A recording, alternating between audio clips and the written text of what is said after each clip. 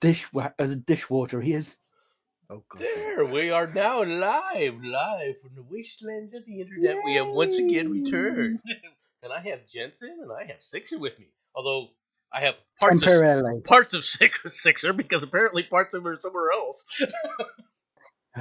Give it time. When these pain meds kick in, I'll be on a different planet, man. Groovy. You need morphine. Oh yes, please. Can you hook me up, Mike? Can you hook me up? Morphine's an interesting substance. Well, the thing is, I've never tried morphine, so being someone who's never used it, I'll probably be out of it. They my wife had a blood clot in her arm. I'll keep pressing that button, and I'm slowly going. And that's what they did is they gave her a morphine thing, and she was like, okay, and she goes, they asked her, is it helping? She said no, so they gave her another shot. No, but that's not high anything, man. And they said, is it helping? And my wife, completely lucid, said, it hasn't done a thing for me. So I think my wife is immune to morphine. Actually, that is a thing that happens surprisingly often. So because they use it so much, they're used to their income immune. My wife's never used it before. I think she was just one of those people who was naturally, her body doesn't react to it. So yeah, she's a freak.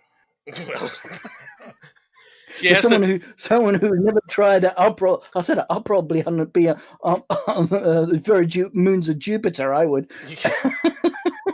Well, when you think about the fact that she has to put up with me on a daily basis, you can understand why she was probably. No comment. Ego is something for you to think about. While I was on Morph, all I can say to you is this: rolling balls of cheese down a hill made out of walnuts. Okay? You're going to sit there and go, and I'm going to go. Yeah, the folks probably can't see. I got my camera on. I'm giving an expression on it, and you can see what my, yeah, what? Yeah. Like I said, when you're on Morph, it makes perfect sense. Right. Like the time. It's those rose tinted glasses sort of thing, vision type thing, is it? Dude, apparently, while I was out of my box, I was kidnapped by the midget in North Korea, taken there. No, it gets worse. I was forced to watch people dancing in native Korea. Tell me, when you came down, did you realize you were in a garden full of garden gnomes? No, that would have made sense.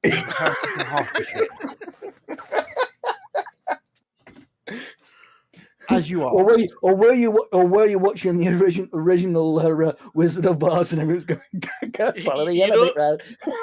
The truly sad thing about morphine is that it's such a highly addictive substance, and so one of the guys who helped invent morphine decided, okay, we need to find another substance that does what morphine does, but is not addictive. He came up with heroin. How did that work out?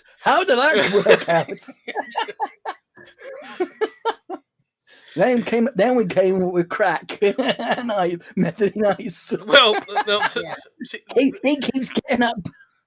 This is gonna sound stupid, but the reason crack came in here is because powdered cocaine wasn't good enough.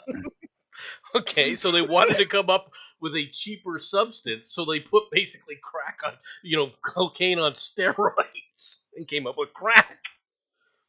Like I said, there's always got to go one better, isn't there? And of course, back in the day, way back in the day, the Coca-Cola used cocaine. That was the secret ingredient. It was one of the secret ingredients, yeah. Granted, they weren't using a lot of it, but it was enough to cause people to sit there and, obviously start to crave Coke. Just putting it out there, folks. Be completely honest. Real stories. Let's be completely honest, guys. That's nothing. It's the fact that you could go down to, the major superstores and you could send to the troops back in World War I packets of heroin and cocaine Yep. as part of their air quote medical. Yep. supplies. You're That's- talking about that's true. cocaine in Coca-Cola. Remember, now this is going off the sort of thing. Remember, in Fallout, they had a thing called Quantum Cola, which is highly addictive. The more you crave for it, it's quoting Ah. Quantum Cola. Oh dear. So it was like that because what was put into Quantum Cola made everyone crave it. Apparently, when you had one bottle of it, your life was ruined. Because Well, you crave, it's like you get waiting for your fix the next bottle of Quantum Cola. Yeah. The And I agree, Matt. It does suck sometimes, but damn, it feels good while you're on it. that's always the Gary. fear is the high going to be too damn good? Gary, Yep. Yeah. Gary, Gary. What's Gary, his name?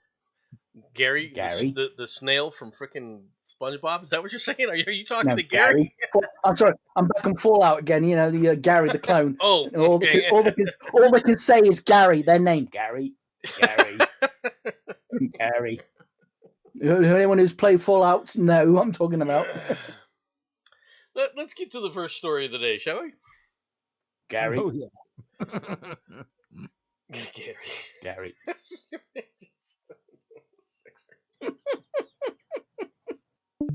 I think the It's paint meds are working, mate. Sounds it. Michelle Obama's chances of becoming president surge with bookmakers. Really?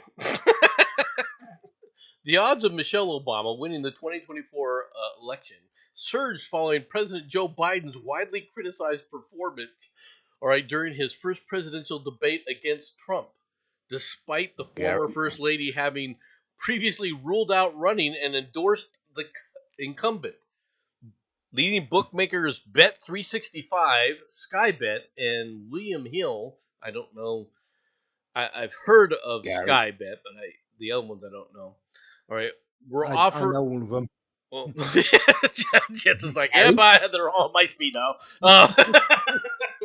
We're offering odds. Yeah, of, he knows about because he does a lot of betting on that. So yeah, he knows. 60 offering bets of 60 to 1, all right, and 20 to 1 respectively. Obviously William Hill's giving you the better odds. You want to go there. All right. Yep. Respectively. Tell you what, Gary makes bets and he does. Immediately after the debate, okay, they went to 12 to 1 and 14 to 1 and then 10 to 1. So if you started at 20 to 1, they pulled that back to 10 to 1. They cut it in, Oh yeah. they cut it in half.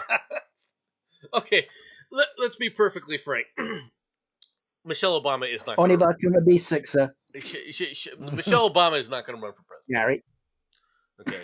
Michelle Obama does not have the temperament to run for president. She's of not the going to. United She says, I don't think that's going to happen. States. Okay. Well, I know a lot of people want I'm that not to happen. realizing how popular it would be if she did do it, but I don't think she will do it. Oh no, she's highly popular amongst the left liberal set, but that's it. Okay, It's not the actual people that counts. Exactly, and so for her to sit up there and say, okay, in her interviews and everything, right? She has a ton of baggage that she knows about. If she attempted to run, it would get pulled out, and her personality is not like Obama's, just to ignore it. Okay, she will try to respond to it, which is the worst thing you could do to in some of these cases. I mean, what decision? Michelle Obama or Gary Newsom? Well, Gary Newsom got it. There's a Gary. And it's not Gary, it's Gavin, but whatever. Potato. It's close enough for you.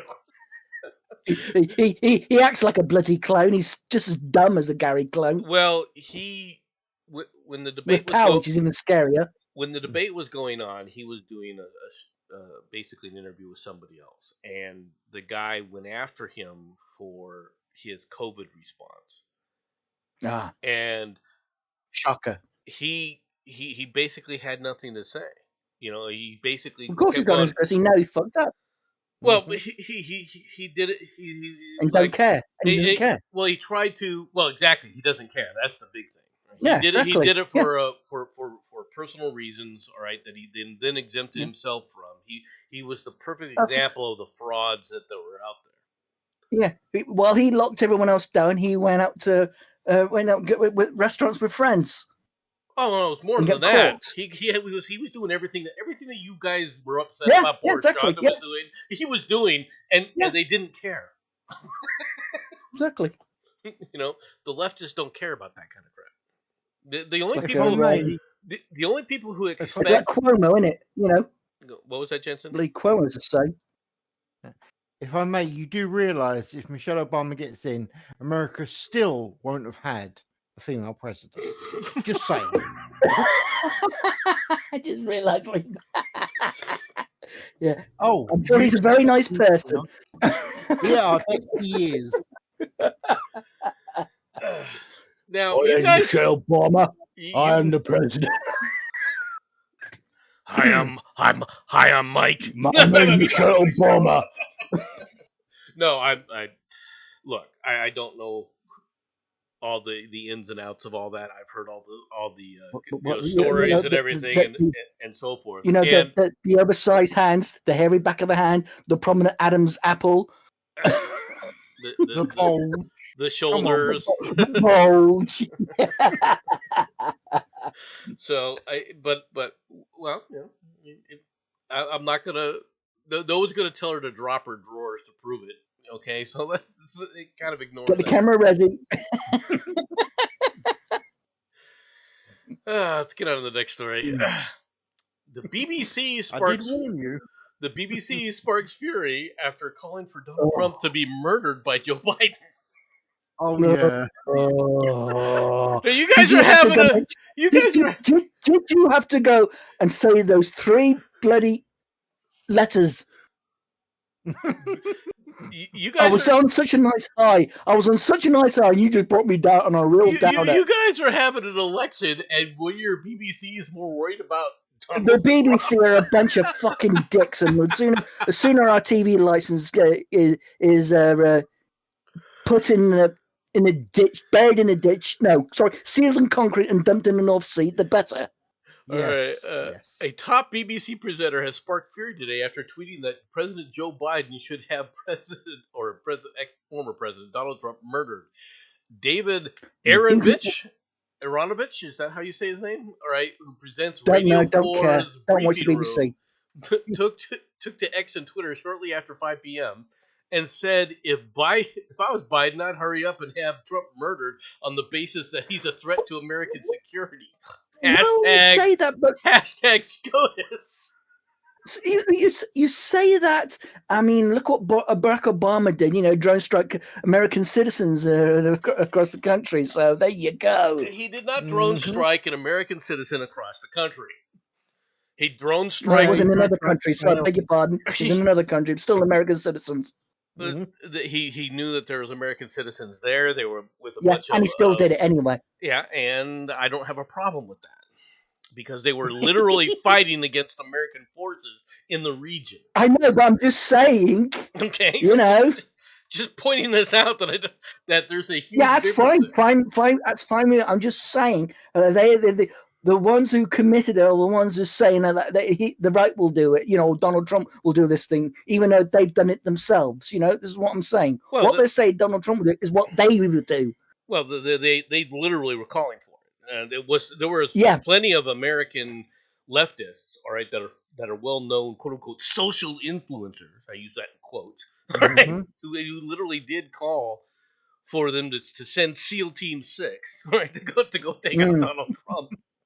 All right. Yeah, that was funny. Yeah, I saw it. That was fun, hilarious. Because of the SCOTUS ruling, but the SCOTUS ruling, real mass, for people who don't know, know, mass case of TDS. Yeah, it's beyond that though, because see the problem. There's two SCOTUS rulings that have got the left absolutely hovering about 10,000 feet right now. All right. One, of course, is the immunity ruling. All right, that he has immunity from official acts. Okay. And that big booty Latino AOC wants to impeach those three, whatever, wasn't it? Yeah. To go after SCOTUS. Miss Horseface. Horse teeth, shall I say. And the Makes other Camilla look normal. She does. the other Says a ruling, lot. the other ruling was the Chevron ruling. Okay, where they basically took the Chevron rule and threw it into the ground. Right, the Chevron rule by the courts was they were saying that a federal agency or regulatory agency, that if it issued an opinion on how Congress was, what the law was that Congress that they were working within, that they were perfectly legitimate and that the courts needed to defer to their decision. And basically what the SCOTUS ruling said was, no, okay, we're the judges for a reason, dumbasses. Okay, we're supposed to be the ones who are adjudicating this. You don't give it to the frickin' president and his administration. And they went absolutely And you certainly don't give it to someone like AO bloody C. Well, they went because that's how they've gotten so much of their crap infested into the country was running to buddies of theirs. This is how a lot of the crap that the EPA put in. All right, this is how they did it: is they ran to the EPA. The EPA would issue a ruling. All right, some faceless bureaucrat in the EPA. And they would say they then take that to court and say, "See, you have this. This is what this is. You have to agree with us." And this was a huge freaking problem. It had gotten way out of control, of course, because these people are not honest. Okay, A politician not honest? it's not the politician. Or you got to understand, these people are bureaucrats. The left people that are in the left are bureaucrats more than they're politicians, and they're not honest people. When the bureaucracy cannot be trusted. I still stand by my statement. Oh, you think that they're politicians, the people in government? No, well, I'm not saying that. I'm just saying they're acting dishonest. Well, yeah. Was it say two cheeks of the same disgusting arsehole? That's fair. And you got to. Sorry, and we all know what they're both full of. Yeah, wind, smelly, liquid wind. Anyway. Oh, don't remind me. Oh, I had a bit of that yesterday. Oh. Why do I feel ill at the fact that the term spray and pray comes to mind? And there it is. You're welcome, Sixer.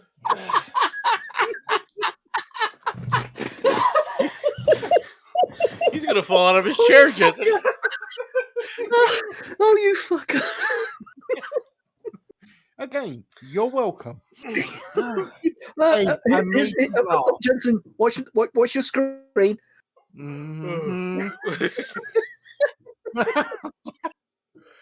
I'm not going to show you. And then the proverbial Jensen. Wow, there's nothing wrong with me. Didn't do nothing. You're a good zom, right? Yeah, me good zom. Oh, breathe. But I'm trying. It's the fact he wants to breathe after spray and pray, ladies and gentlemen. Think about this. Oh, dear. Oh, go fuck yourself, Jensen. Oh, sorry, you can't. It's still in Iraq, isn't it? Yep. Great, that part. We're not going to go there because there's so much I can do. ATM. Trump amplifies calls to jail top elected officials and invokes military tribunals. Former President Trump over this weekend escalated his vows to prosecute his political opponents, right? Circulating posts on his social media website invoking... Does the word hypocrite projection mean anything? Right. Televised military tribunals and calling for the jailing of President Biden, Vice President Kamala Harris, Senators Mitch McConnell and Chuck Schumer, and former Vice President Mike Pence, among others, high-profile politicians. And what do they show? Liz Cheney. Mhm. So sounds it only sounds fair. I mean, if it's going to happen too, why not? They just don't realize what the shitstorm they've started. Yeah, one Couldn't- post he couldn't circulated happen on to better on people. Sunday singled out Liz Cheney, the former Wyoming congresswoman who is a Republican critic of Mr. Trump, and called for her to be prosecuted by a type of military court reserved for enemy combatants and war criminals. Okay, Bring it on. the thing is, he liked a post or he reposted something as a joke, right? Or as a thing. That is not the same as him saying something like this. Trump has never No. said he's going to prosecute all these people, with the exception of when he stood up there and said that Hillary would be in jail. Did he prosecute Hillary? No. No. Should he have? No. Yes. There was a lot of us Yes. that wanted it to happen. All right, because he was a criminal. All right. And he is going to have to, if President Trump does win the election, one of the things that he's going to have to do is he's going to have to go in with a can of fogger, right, and fumigate several freaking agencies, starting with the Department of Justice. You need to fumigate that entire freaking department, all right, and you need to fumigate the entire freaking State Department as well. You need to get rid of all of them. And I don't care if they're good and they've been around. If they've been around for 20 years, he needs to sit up there and immediately sit up there and say, look, if you've been here 20 years or more, you are now retired. Go pick up your paycheck. You're gone. All right? Because these people are freaking vermin that need to be exterminated as far as from the government goes. All right? It's just the way it is. What do you mean you're scared? Scared of what? Are you ready to rattle the State Department? Nothing. Please don't hurt me. Please don't hurt me. There's a good one. Yeah. Apart from that, you're saying that they should use fog. No. Frag grenades work so. No, I'm not calling for any real damage to the buildings. All right. Get the SEAL. What was it? Get the SEAL team in, wasn't it? SEAL team shot. What that is? Hold on. No, mate. Buildings can be repaired. End statement. But they don't need to be. The thing is these people have infested the government, and they need to be removed, and they need to be removed immediately because they are a blight to America. Sarin gas. I mean, you want to keep the building intact. Sarin gas. Hold up. No, mate, you're not thinking, mate. Okay, you do this. You get rid of the problem. You then provide work for people to go in and do the repairs. You see, I'm helping your. Yes. Good, smart cookie there. Yes. This is why you need a Brit to help you. We understand. You're just children. We'll do what we can. There's something called efficiency, and America kind of runs on that. In case you haven't noticed, that's not an efficient process. No, I'm sorry. No, I'm going to stop you right there. At what point do you think America runs? America does run. We may downhill does not. We may have a lumpy clutch.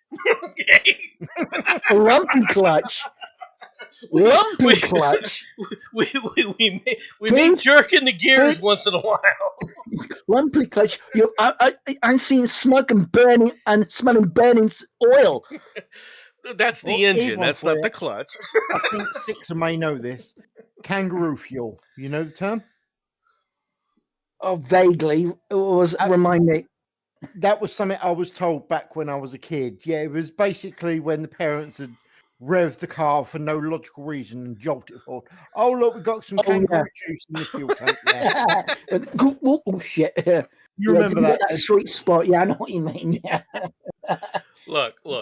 I like I said, America has its own issues. Right? I'm not going to deny that America has issues, right? But the biggest problem with American issues is, quite frankly, it is the fact that the government the federal government is too large for what's happening, and this is becoming a problem across the country. This is one of the reasons why people see, they look at this and they say there's a bifurcation going on.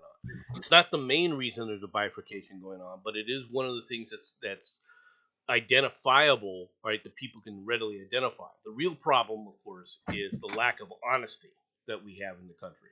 right? And I mean the lack of honesty throughout the press, the lack of honesty of leftists in general. All right, they are not moral people because they're not honest people. Whatever they say, you can't trust because 20 days from now, it might be something else, and they're going to sit up there. They will switch on a dime.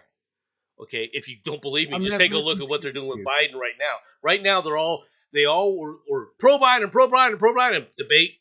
Get rid of him, get rid of him, get rid of him. Next week, I guarantee you, they're all going to coalesce behind Biden. Go, pro Biden, pro Biden, pro Biden. That's how fast they switch because it isn't about honesty. It's not about integrity, all right? And it's not about any single principle in the country. It's about power for themselves. Can I remind you, 1984? Okay, we've always been at war with these people we just started war with. It's just the same damn thing. Okay, and I'm not blaming your country specifically. I'm blaming the world as I a am. whole. of course, you're typical of the Europeans, there, Sixer. Yeah, Excuse me, yeah. just like you Mexicans, Europeans. Senor. That was specifically Yeah, leveled. yeah, That was yeah, specifically yeah. leveled at Sixer, and you sit up there, gotta kind of come and defend him. Look at how he protects his own. The damn European bastards that they are. The French little lickers. Well, when you think about it, I'm actually half European. I'm half Commonwealth and half European. Oh, Well, you're not. So forget India was part of the Commonwealth. There you go. Yeah. Then again, technically, so was France, or it should have been. Anyway. But Yeah. Well, we've got to have, every family's got to have a black sheep. So there you go. fair point. Good luck to you, James. I mean, look at America. I'm trying to figure out what the black sheep of the family is, but it's difficult. There's a lot to choose from. It's cool. Finding the one isn't the black sheep. Yeah. Look, okay, let's get back to track on the news again. And I don't know what you guys We've got news. On this. The United States will pay Moderna $176 million to develop an mRNA pandemic flu vaccine. Okay, I've just got to ask, what the frick is wrong with your country? The U.S. government will pay the vaccine maker Moderna for $176 million to accelerate development of a pandemic influenza vaccine that could be used to treat bird flu in people as concerns grows about the cases in dairy cows across the country, federal officials announced on Tuesday.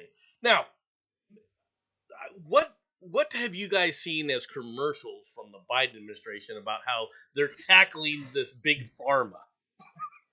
Have you seen him say, "I'm taking on big pharma. I'm going against them to take on big pharma," while he hands them another $250 million? That's because they're handing him a big ass check to keep him quiet, and you know it.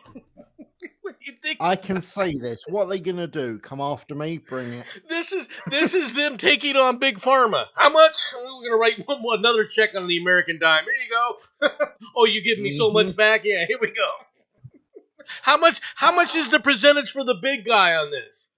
Okay, with all due respect, and the press just takes this and they don't even unironically go, wait a minute here. How do you sit there and say you're taking on big pharma when you just handed these people to put in a vaccine that didn't work against COVID, and you're saying use the same process against the bird flu? That'll keep a hunter in drugs and hose. Yeah, mate. I mean, let's be honest here. Did the COVID vaccines work? Everyone, oh no, it worked. Show me where. Give me some real data that proves that it prevented this. It was off again. I mean, don't vaccines prevent you from catching the disease? Officially. Right? But no, you keep forgetting, Nomad. They rewrote the definition of what a vaccine does now. So no, not anymore. So can I see some again? Can I see some real data that shows me actual clinical data showing me that that it knocked down the symptoms, that people weren't dying as much of it? Didn't you in any of realise this that stuff? real data? Didn't you realise that real data was created by the Nazis? You must be a Nazi for believing this. Only the Nazis believe in real data. Yeah, and it was no, data created from Mangala. No. Mhm. We don't mention that part. What data? Look, I really don't understand how you can sit up there and say, okay, we need to fund this when we know that this thing it's an Well, experimental apparently quite methodology. easily. It's an experimental methodology that has not proven itself, in my opinion. Okay, now my opinion is a small little opinion of a small little channel, but you can't tell me That's- that the comments that were made initially by the CDC, which was this will prevent the spread of COVID, and then people were pointing out that these people were 70% vaccinated, and it was still spreading like wildfire in Massachusetts. And they tried to claim initially, oh no, that's not happening. And then they had to admit, okay, yeah, it's happening, but they're not getting as severe a case of it. Huh?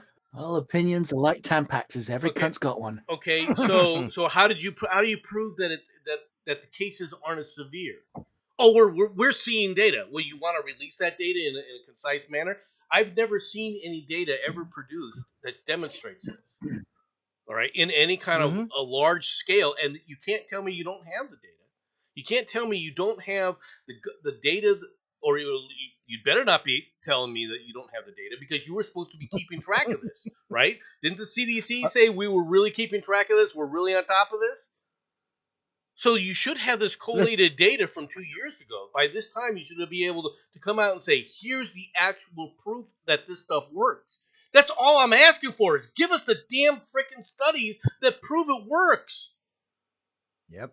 If you don't have that, then don't tell us that it exists. Okay. While there's a pause in your My I'll rant. start to rough. Okay. Thanks for having me on. I'll have to catch All right, you Later, dude. later, man. you. Take care. Yeah, bye. We broke you. Yeah. Poor What? I said nothing wrong with spray and pray. I thought it was an apt description.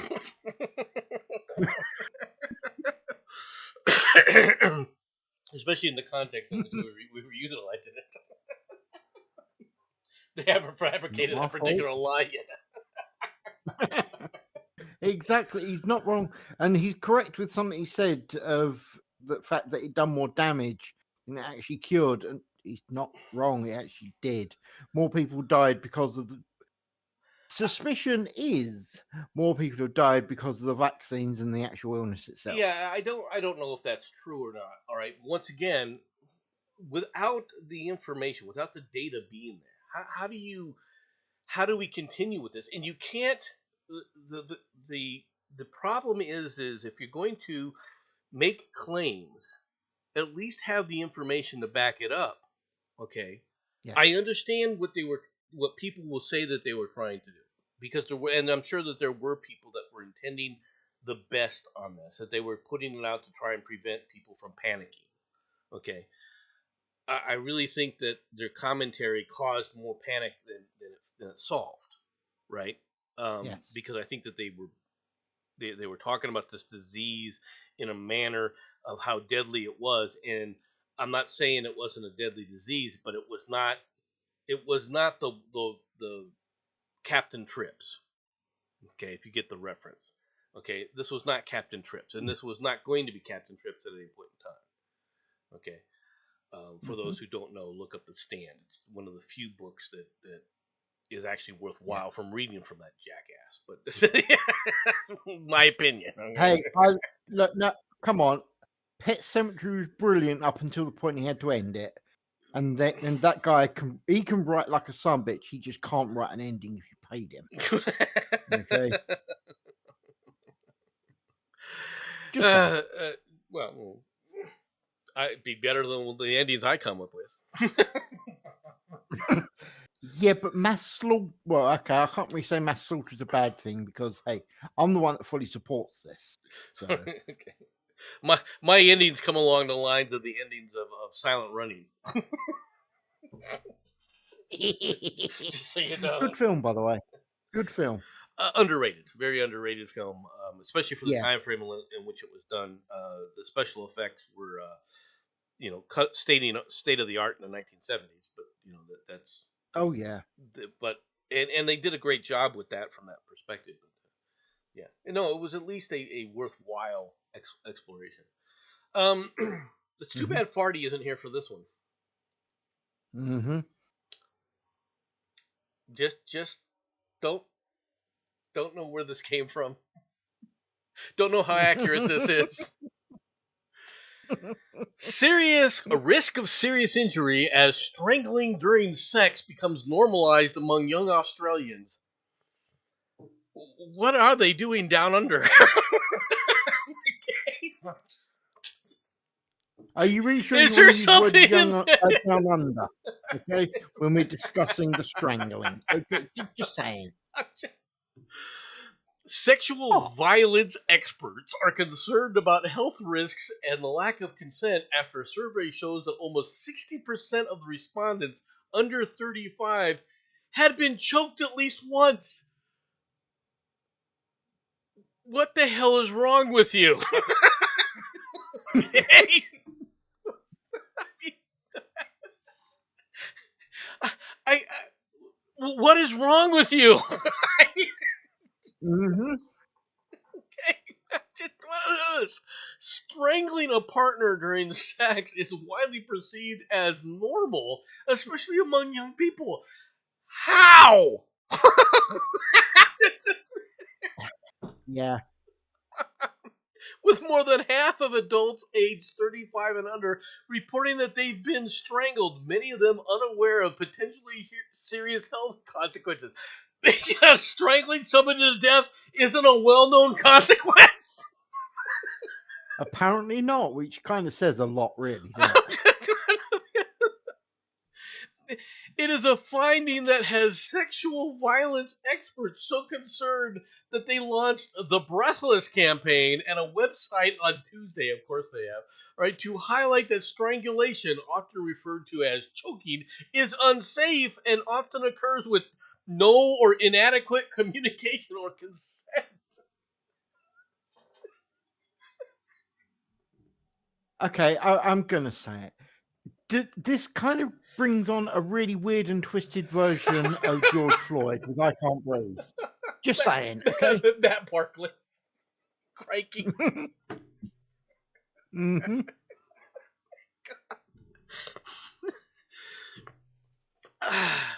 Next thing you know, they're going to tell me they're going to be in bed with the Crocs. I mean, getting your genitals snipped by an alligator or a crocodile is the height of sexual pleasure. Don't. They will. Oh my God. What the hell's wrong with you people?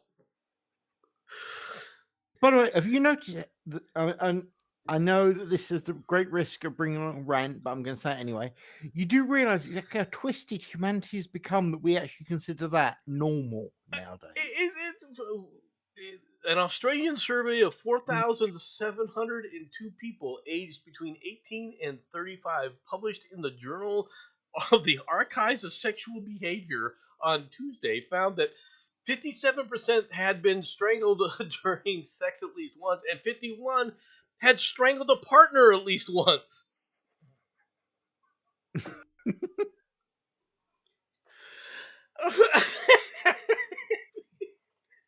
Mm-hmm.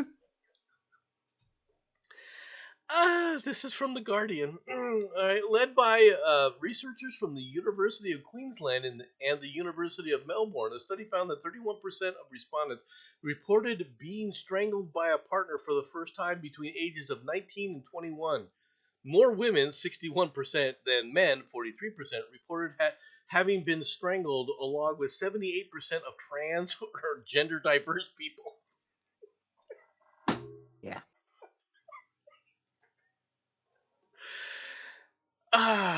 I'm guessing I probably shouldn't make comments about trans people strangling each other. I think that might get you banned off of YouTube. So I'm just going to sit back and go, That was 78% of them. Okay, I know.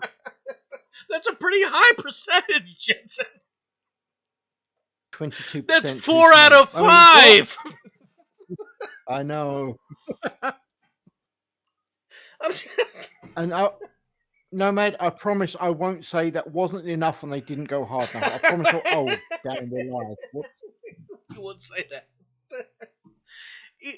Sorry. Do you think maybe that there's a, I don't know, psychological problem that people are having with this guy? Have you seen Humanity lately? That is my answer. And this is the cause, Jensen. This is the cause. The cat girls. Cat girls do not strangle, they claw. Now, just saying. And you've okay. You can ask these people out there how many of them have a problem with a little bit of scritchy scratchy. Okay? They didn't talk about scritchy scratchy. Exactly. They went on to chokey. That's just snake girls. You want to blame anyone, you can blame memes for that. It's You escape. think it's the frogs and the out of the boobies? Freaking fan service. It says a lot there, though, doesn't it? Mm-hmm. Fan service for everybody. Yeah. I'm guessing the cat And girls yes. would bite. Yeah, and again, there's absolutely nothing wrong with being bitten. Depends where. Oh How my much? goodness. Okay, Jensen, you are much closer to this situation than I am. This next situation that we're going to talk about. Uh-oh. All right. Uh-oh. At 28, Bardella, all right, could become the youngest French prime minister at the helm of far-right National Rally. Yeah. Nice, France. At just 28 years old, Jordan Bardella, that name conjures up Barbarella. Okay, I'm just saying. No, Right.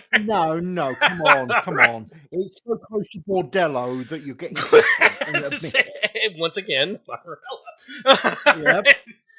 Has helped Again, we're going back to old choking thing. has helped to make the far right National Rally the strongest political force in France, and now he could become the country's youngest prime minister.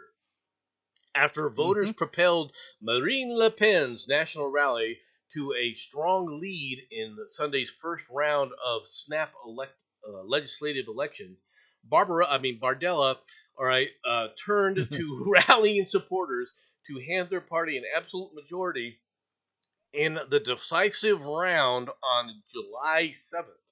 All right, that would allow the anti-immigration Nationalist Party to run the government with Bardella at the helm. who is the National Rally president? Bardella replaced his mentor Marine Le Pen in 2022 at the helm of France's far-leading far-right party. He became the first person without the Le Pen name to lead it since its founding a half a century ago. His selection marked a symbolic changing of the guard. It was part of Le Pen's decade-long effort to rebrand her party with its history of racism, all right, and remove the stigma of anti-Semitism that clung to it in order to broaden its base. She has notably distanced herself from her now ostracized father, Jean-Marie Le Pen, right, who co-founded the party. Then it was called the National Front, and who has been repeatedly convicted of hate speech. Okay. First of all, people are naturally racists. All right. All over the place. There are plenty of racist people around the world. That's what I'm trying to say. And it's not endemic to one race or another.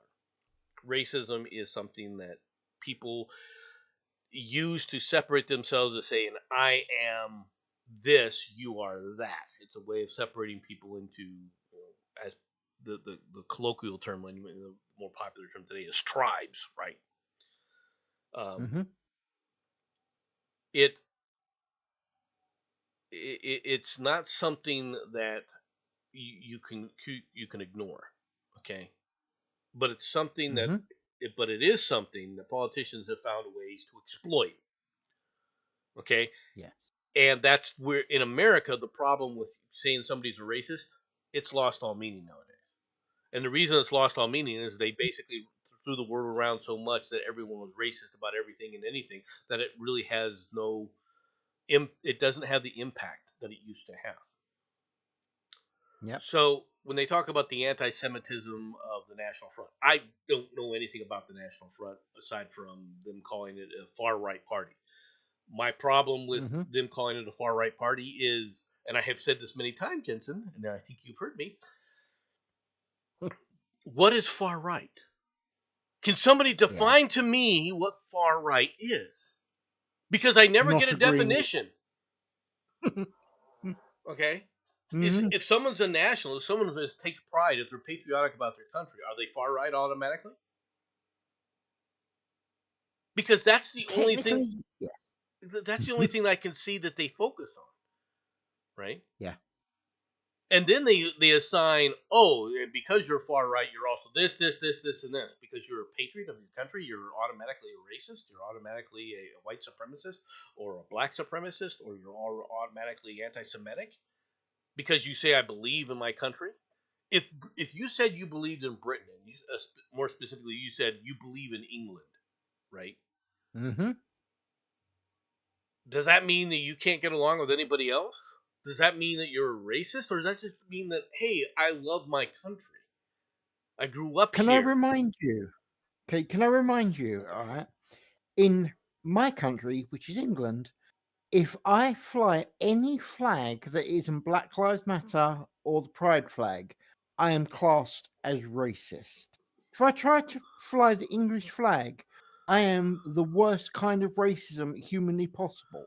Whereas you lot have flags outside your house pretty much 24 freaking 7. We tried this shit over here. We are doomed. And I mean this literally, as in, and the proof is this, okay? Our taxi drivers are not allowed to ride around with the little plastic flags on it with the St. George's Cross because it might upset people in London. Yeah, that In kind case you of haven't, oh, you've seen that, haven't you? that kind of nonsense is just that. It's nonsense. Okay, Yeah. and they tried that in America, and they will bring it back because the left will never stop. All right, they are anti-American. They're hate-filled bigots. All right, and I can prove Yeah. that. Okay, for the statements, they they run around going, "Oh, you were flying the American flag, and I felt uncomfortable." Flying the American flag made you feel uncomfortable? Go f yourself. Then get out of this country. Yep. All right, that's how I Yep. feel about it. Okay, um, if somebody wants to, you're gonna tell me that it's okay for you to whip around the Mexican flag, all right? But if I fly an American flag, you're offended. Get the hell out of this country.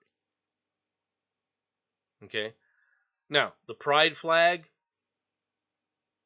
the made up flag. What does the pride flag look like nowadays?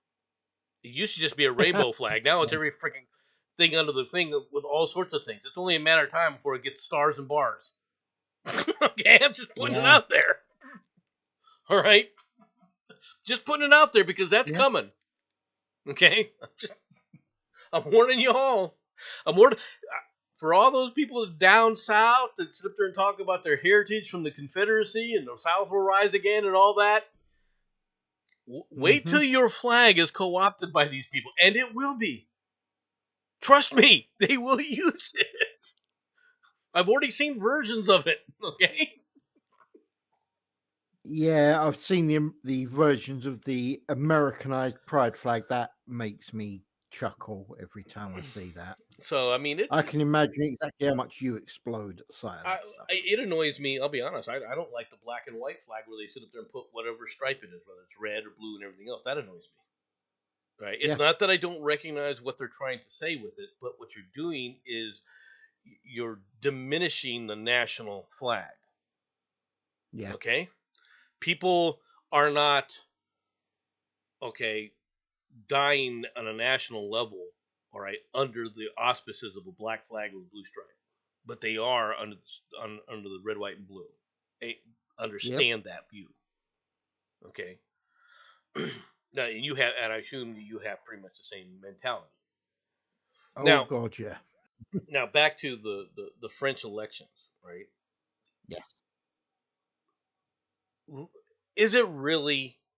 And I'm serious. Is it really a threat that the National Front or the National Rally is going to actually take over France? Because I don't believe it, and I'll tell you why. Because this is the same thing that they were saying prior to Macaroon getting into office. I know. I can tell you what they're afraid of, in my opinion. I think what they're afraid of is in case that they get in and they do what they've been saying, which is basically to get the French to join England in Brexit. So Frexit. And that scares the absolute living cack out of the EU. And that's why the EU are basically throwing money at basically all of the note the air quotes here, far right in France.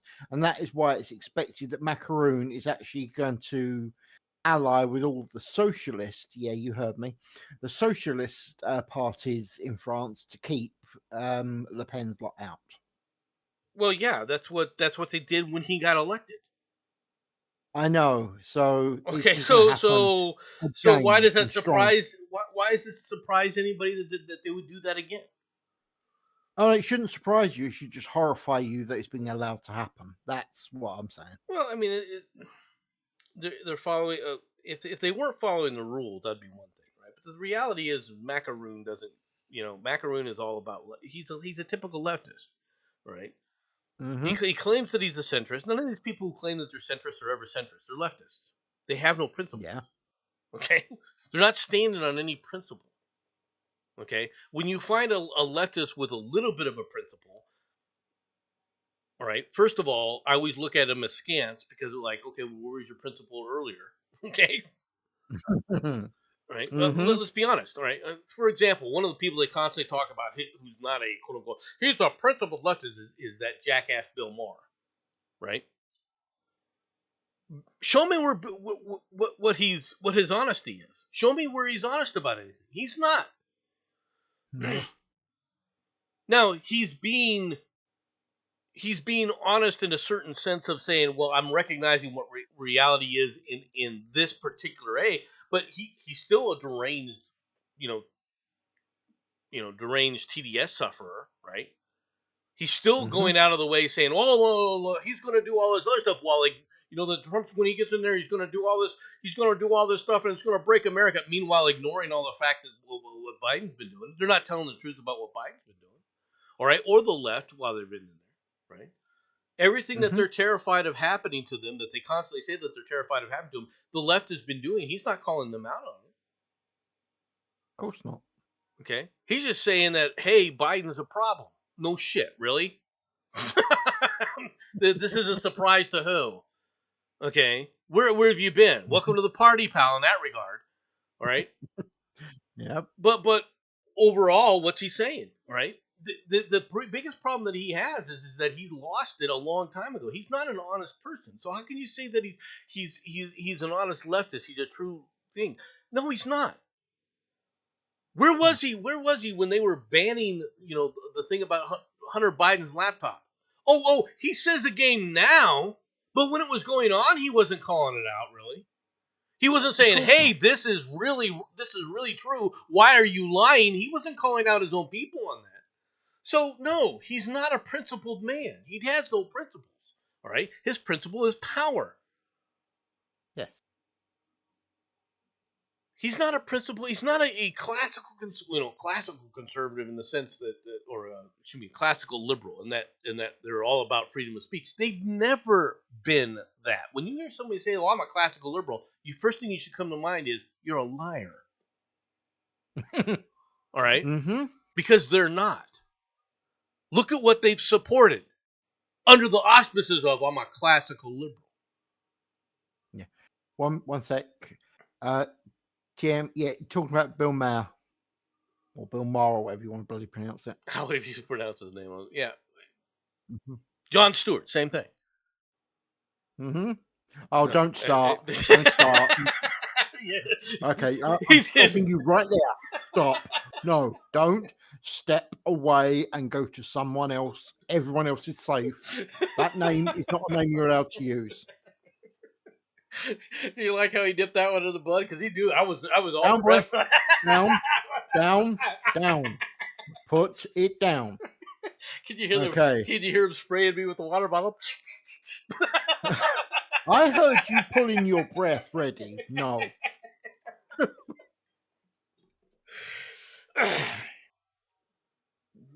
I'll do it one time. I'll step away from that one time. One time. It was worth it. Mhm. You're safe for now. For now. Okay. Mhm. Nebraska man tells Hispanic family to go back to their country before shooting 7 of them. I guess it was just a racist thing that happened. A family friend of the victims. A Nebraska man who told his Hispanic neighbors to go back to their country before shooting 7 of them, including 4 children, in a racially motivated shooting, died from a self-inflicted gunshot wound, said police. Investigators identified the shooter as Billy Booth, all right, 74, of Crete, Nebraska, according to the Nebraska State Patrol. Booth shot up 4 kids, all right, between the ages of 3 and 10 at a house across the street from his residence Friday afternoon. Additionally, 3 adults between the ages of 22 and 43 suffered gunshot wounds as Booth unleashed a hail of gunfire on his unsuspecting neighbors. The victims, who have not been publicly identified, all suffered non-life threatening injuries, said police. I guess it was just a racist thing that happened, a family friend of the victims, Joshua Morales, said, according to KETV TV. Yeah. I always think that KETV and then dash TV, isn't that kind of like redundant? All right. So I guess that dude that shot them was just a racist because he shot a Hispanic family. He told a Hispanic family to go back to their country. At least 15 people were home at the time of the incident. Investigators are still actively working on this investigation to understand everything that occurred, but at this point, we don't believe that there was any verbal contact between the suspect and any of the victims in the moments that led up to the shooting, said State Patrol Colonel John Bolduc. I'm not trying to butcher your name. I just felt like doing it. No, I did not mean to butcher your name. I said over the weekend, according to the NBC News. Crete Police Chief Gary Young Jr. said officers previously responded to a single report from the victims that the suspect had flipped them off and told them to go home or back to where they came from and speak English, the outlet reported. Okay. First of all, this is a horrible thing. Shooting up a family, all right, of kids, all right, especially between 3 and 10, Mm-hmm. there's no justification for that, folks. I don't care who you are. Okay? Mm-hmm. This guy obviously had mental issues. All right? I don't know if he Yes. was a racist. I don't care if he's a racist. The fact that he committed suicide is probably the best thing that he did, given the circumstances. Okay? I'm sure that he was suffering from a number of things. Okay? Saying that he was a racist because at a single time, at a single point he said go back home, is, I think, a bit much. All right, we don't know. The guy's obviously deranged. Okay. Yeah. Now, all that being said, I have questions. Okay, he shot. So do I. And if I may, just before you do, have you noticed they don't mention what class of weapon was used? Yeah, that Now, was this one of has the got things I was going to put out. Go ahead. Yeah, this has got to be one of the first times in recorded freaking history that they haven't blamed it on the AR. Notice that. First of all, if you shot 7 people, Okay, Yeah, we're assuming that was multiple that you at least pulled the trigger 7 times, right? sounds reasonable. Okay, that being the case, if it was something like, oh, I don't know, a 9 millimeter, these Hmm. would not be life-threatening injuries. You No, shoot a 3-year-old and they calling it a non-life-threatening injury. With a 9 millimeter, I guarantee you, wherever it hit the child, it was going to be life-threatening. Okay, yeah, just put it out there. Okay, it makes me think that it was a BB gun. yeah, Okay, is what it because makes me they think. shot them, not that they shot them with a deadly weapon, just shot them. And Right. let's be honest, a BB gun can kill. It can, and it is something that you should not be shooting people with. Not saying Unless that you I mean it. haven't done that when growing up as I'm not kids. gonna. Okay. I am not going to say that I've ever shot B ever, not on a live broadcast. Right. I mean, they're but BB guns can hurt people. Right. They are less lethal. All right. But the fact is, can they be can they be lethal? The answer is yes. Hmm. He didn't kill himself though with a BB gun. Okay. No. So if he was a self-inflicted gunshot wound, he didn't use a BB gun. Now, it also could be that he was using a 22 and using um, birdshot rounds. Does that make sense? Yeah. Okay. Oh yeah. Which are not as penetrating and not as lethal, right? But that's still not Mm. saying that it can't be. Okay. Which The problem, explains the loss of life that occurred. right, right, and I don't want, unfortunately, when you say that a person's been shot, they are scarred. Hmm. Okay, that's the reality. They're scarred for life, physically, Oh yeah. even if not mentally, even if they're they forget about it mentally or they don't remember it mentally. Okay, they're still scarred for life. They still have a scar in them, right? Oh And yes. that can have effects on people that people just don't who most of us have a little scar here and there. Okay, growing up. All right. Some of us are more scarred than others due to more horrific things that have happened to them over time. But scars do have a tendency of causing people to be very self-conscious. Okay, especially women. Guys, Hmm. guys, it can be considered at certain points a badge of honor. You know what I mean, Jensen? It's not that War guys wound. want that. Hmm. It's a people, yeah, war wound, kind of thing mentality that some guys can have, right? But that doesn't apply to women. Okay, No. my daughter, my eldest daughter, had a was involved in an accident where she was on a bicycle and was hit by a car. Okay, Mm. she has, of Yeah. course, some scarring from that, and I can tell you right Yeah. now from her commentary, it bothers her to this day. Oh yeah. Luckily, the scarring is not noticeable anywhere normally visible, right? Gotcha. But that doesn't mean that it doesn't bother her, because it does, right? She's made Hmm. comments about it, right, to me and obviously the other people in the family. So these things, but like I said, most people I think have some type of scar, from even if it was a I fell off the bike or it was a playground accident or something like that. Most people have some sort of little scars on them, right? Scars are cool to me Hmm. anyway, Mr. Barclay. All right. So, but it's not something you should be. It's not something. What I'm pointing to say though is it's something that's horrific to inflict on somebody. It's one thing to have something that's an accidental thing. It's another thing to intentionally inflict it on somebody. I don't care who you are, right? Yeah. Um, that was the first question though. Was exactly what you said. What the heck? What weapon was this? I'm kind of curious, right? Yeah. So that's the first question that I had. The next question I have comes up with, there was 15 people in the home. Don't say small house. Don't say small house. Don't say it. Don't say it.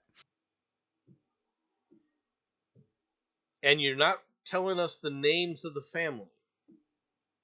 Yeah. Can I say illegal aliens? Is it okay to say that? Now, does it change Over the here, fact that no. what this guy did was horrific? No, it doesn't change the fact that what the guy did was horrific. But if they were illegal aliens in the country, him saying go back home is perfectly understandable and not racist. Mm-hmm. Okay? It doesn't make him a good guy. Okay? It doesn't mean I'm not justifying his going nuts. All right? Mm-hmm. I'm just pointing out that that's kind of a relevant fact in that, okay, why were these people here in the country? Because now it makes you want to dig into this. Okay? Yeah. Why do I point this out? Okay, why am I pointing this out? Because I was recently reading an article that was covering something called a homophobic. It was a huge thing that happened right in America because they claimed it was a homophobic attack against a man called Matthew Shepard in Texas. I don't know if you remember Matthew Shepard or not. Okay.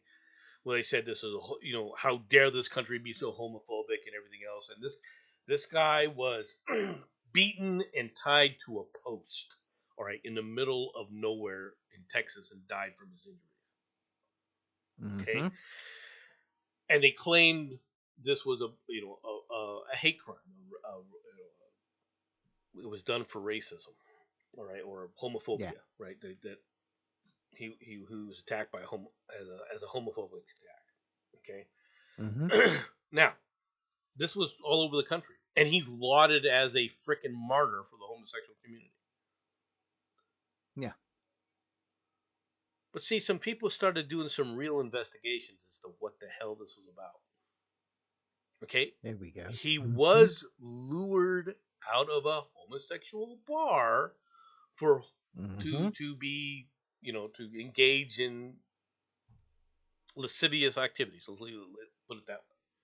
All right? Yep. By some males. All right? However,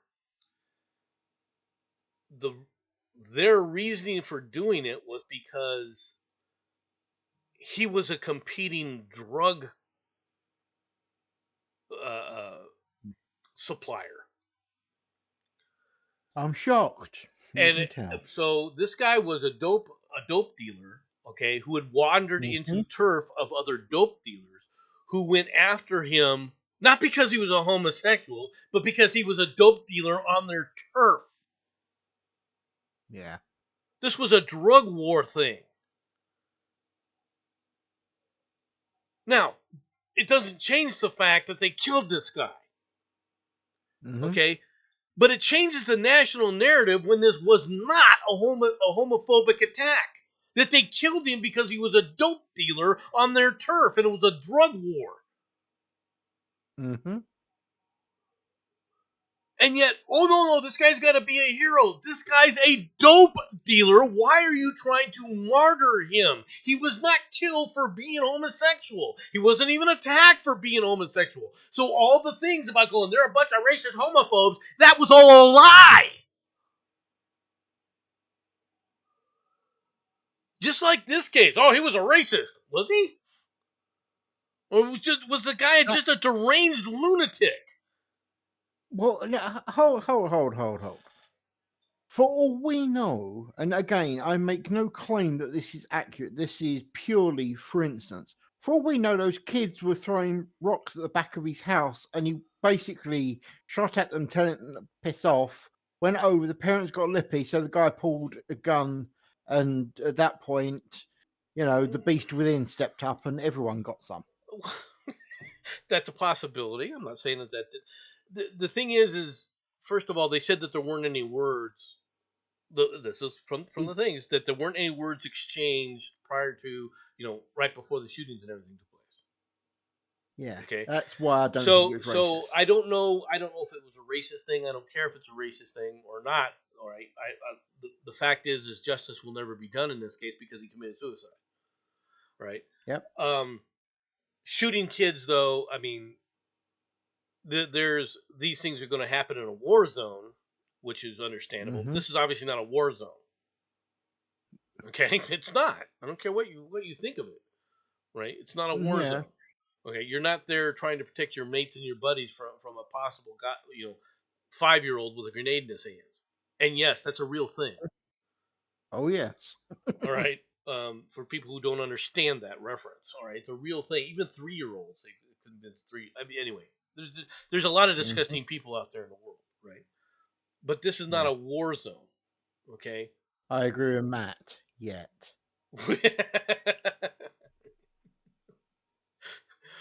We'll do this story next, Jensen. Florida man arrested for shooting a Walmart delivery drone. I'm saying nothing. You've already said it, Florida man. That literally ends everything that needs to be said. 72-year-old Dennis Wynn reportedly told police he thought the drone was watching him. It is. A Florida man was arrested after police said he admitted to shooting a Walmart drone. It happened Wednesday in Claremont. The Lake County Sheriff's Office said that Walmart workers saw a bullet hole, or say that saw a bullet hole was found. All right, they say a bullet hole was found in the payload of the drone. The payload the drone was carrying.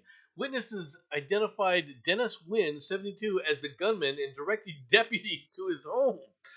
Wynn told deputies he saw the drone fly over his home and believed it was watching him, an affidavit viewed by the WOFL TV. See, now there, that makes sense, right? WOFL, you don't know if that's radio or TV. It's not like WOTV TV, right? Deputies say Wynn admitted to shooting the drone once with a 9mm pistol. It's a damn good shot with a pistol. It is. All right, I'm just pointing that out. This guy, I can't believe he just took one shot, because normally you, as the term goes, spray and pray, something like that. You and the dread using that term for a little while, aren't you? I'm going to enjoy that, yeah, for a while.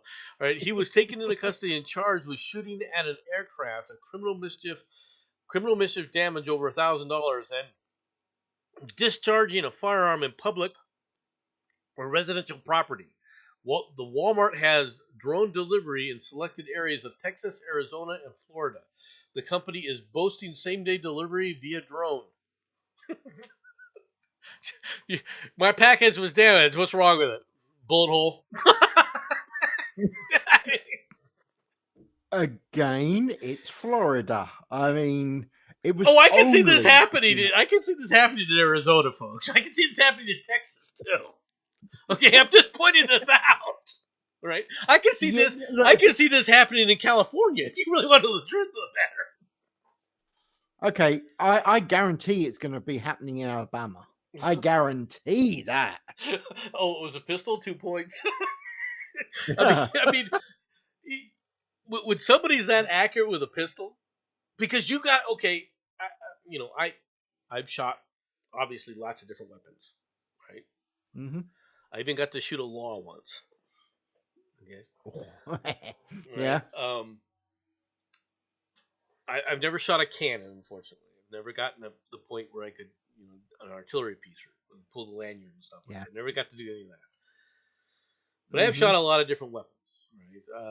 I have pistols. I have shotguns. I have rifles. I have shot machine guns. Several different. I've got to ask: have you shot a minigun yet? No, I have not shot a minigun. Oh, you need to do that once in your life. We'll discuss that at a later date. Right? Because quite frankly, you look at a minigun, you look at the technology that's there. Everyone talks about them making a machine gun out of plastic, right? Oh, that's gonna work. Yeah. I guarantee you could make an effective one out of a minigun out of plastic. A lot easier than you could make a repeating rifle out of plastic. Yeah. Right. I'm just pointing that out. Okay. And Matt, tanks are a piece of piss to drive. Just to let you know. Jensen, you struggle with a freaking bicycle to drive. No. A A tank is easy because it doesn't matter what you bump into, you win. Which is my point.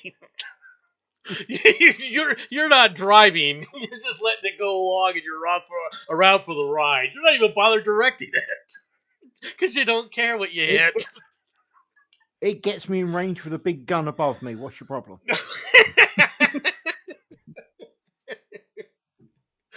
Oh, just like the Killdozer thing. I actually saw some things about that Killdozer. Don't give me guy. ideas. That's kind of interesting.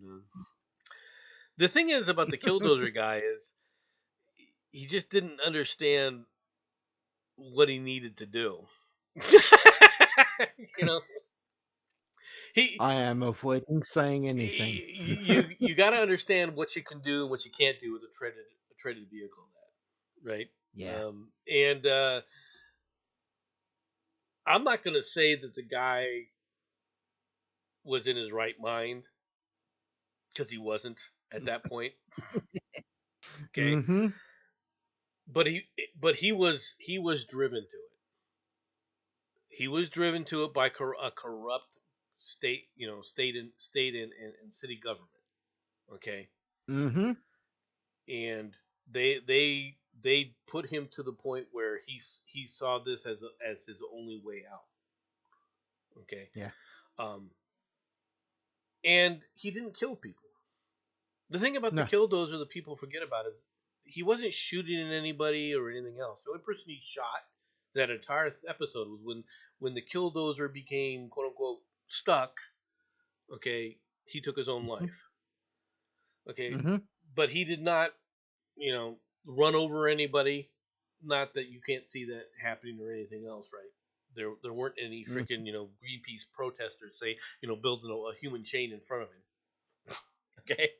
Oh, come on. You would love to see him dealing with a bunch of Just Stop Oil. I'm not making points there, Jensen. I'm just pointing out the idiots like the Greenpeace guys that were on the railroad tracks to try and stop the train that was carrying nuclear weapons and got ran over. Okay. Well, okay. All right. I've got one for you. All right. You know what a steamroller is, yes? Yes, I do. Okay. Have you ever seen Just Stop Oil or any of their ilk get in the way of a steamroller? The answer is no. Well, you don't see them doing a lot of things anymore. That's you notice true, how they're actually, not. They've kind of stopped the whole "we're going to stop traffic" bit. Have you noticed that there's fewer and fewer of them doing that simply because drivers are saying, "Okay, you're stopping me. I'm getting out of the car with a tire iron, and I'm going to handle the situation myself."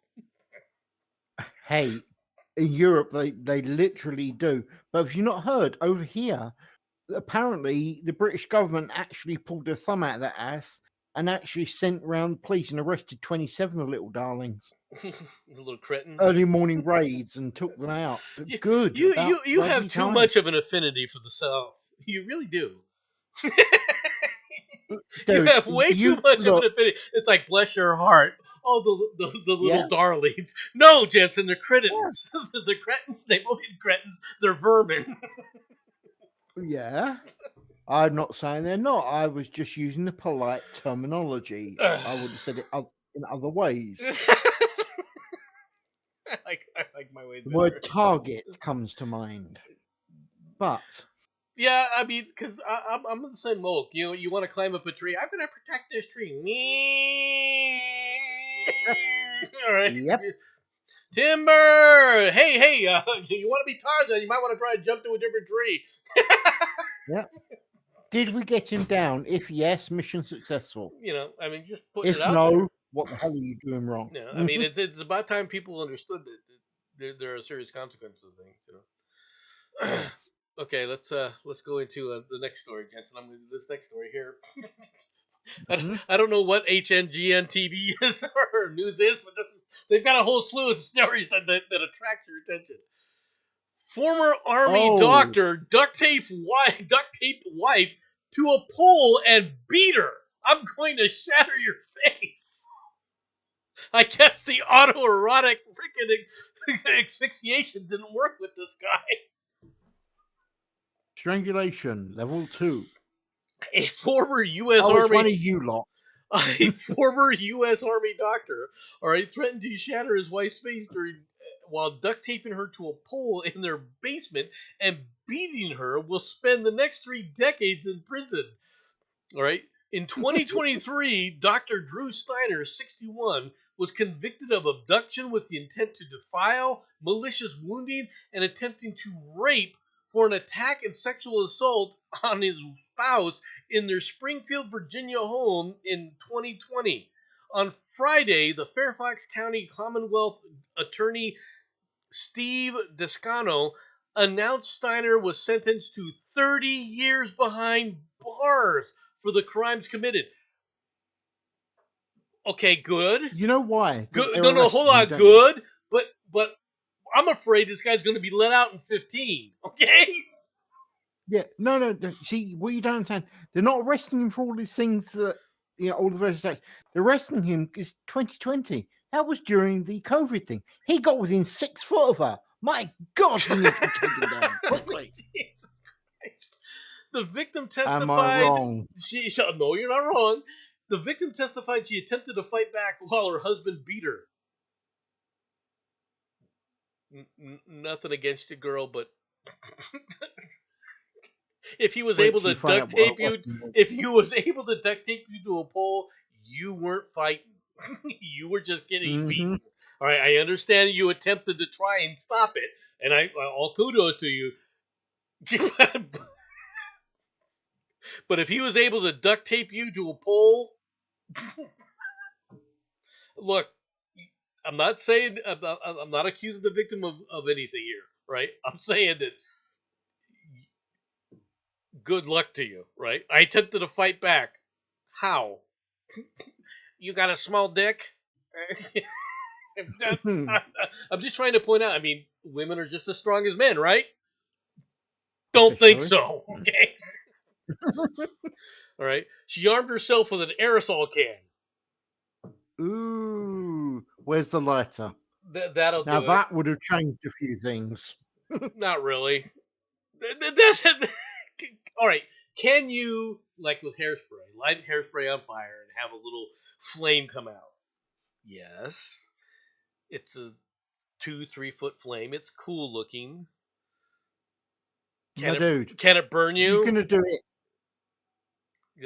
Go ahead. My dude, if you're gonna do it, you use WD-40. Okay, spray, squirt, flame, whoosh. Problem dealt with instantly. Okay, but you're giving advice that's not necessarily inaccurate, all right? Although WD-40 does tend to evaporate very quickly, so you got to be very quick about it, right? The victim That's why it was spray, whoosh. As she armed herself with an aerosol can, right? Steiner told her, "If you use that, I'm going to shatter your face. You know I will." At the point was that she grabbed an aerosol can. She should have grabbed a kitchen knife. Okay? Yes. Something, a baseball bat. Something we're swinging, you know? All right? Oh, yeah. An aerosol can. What, you grab a can of mace? All right? I want people to understand this. All these people, they say, well, safety protection. Well, the woman's walking around with a can of mace in her purse to stop the attacker with pepper spray in it. If an attacker is determined, pepper spray does nothing. In all fairness, Nomad, I think what they mean when they say mace is a lead ball and a lump of stick. You know, the old school mace. Do it properly. Or moose. I forgot how it's spelled. Yeah. All right. I like the sound of this stuff. All right. Driner then dragged her to the basement, duct taped her to a post. The victim broke free and ran to the neighbor's house for help. With all due respect, girl, you should have been running to the neighbor's house when you grabbed the aerosol can. Okay? Yeah. You should have been out the door and over to the neighbor's house at that point. Okay? Steiner was already serving a 10-year sentence for a 2020 rape and videotaping a woman he met online. How come you haven't shot this guy? And I'm talking about the I state of agree. Virginia. How come you didn't Mhm. execute this son of a bitch? Upon release, Steiner will be forced to register as a sex offender. He's 61. He'll get released if true justice is served when he's 91. Okay? He shouldn't get out of jail. No. Okay? Upon release, he'll be forced to register as a sex offender and will be subject to 3 years of supervision. Ooh. Just pointing it out here, dude. All right, let's do this story. Mhm. Hurricane a coming. Hurricane a coming. All right, this is Hurricane Beryl. The soonest a major hurricane has ever occurred in recorded history. Okay. Not that we were able to detect hurricanes really all that much prior to all this from way back when, but regardless. I want to point out that this is Jamaica. Okay. If you're in Jamaica, you might want to run. Okay? I'm just pointing this out. If you're in Jamaica, because look at it. It's going to crush Jamaica at Yeah. the way this track is. It's like Jamaica is going to be, okay, we're removing this island. God said, go away. Okay? Poof.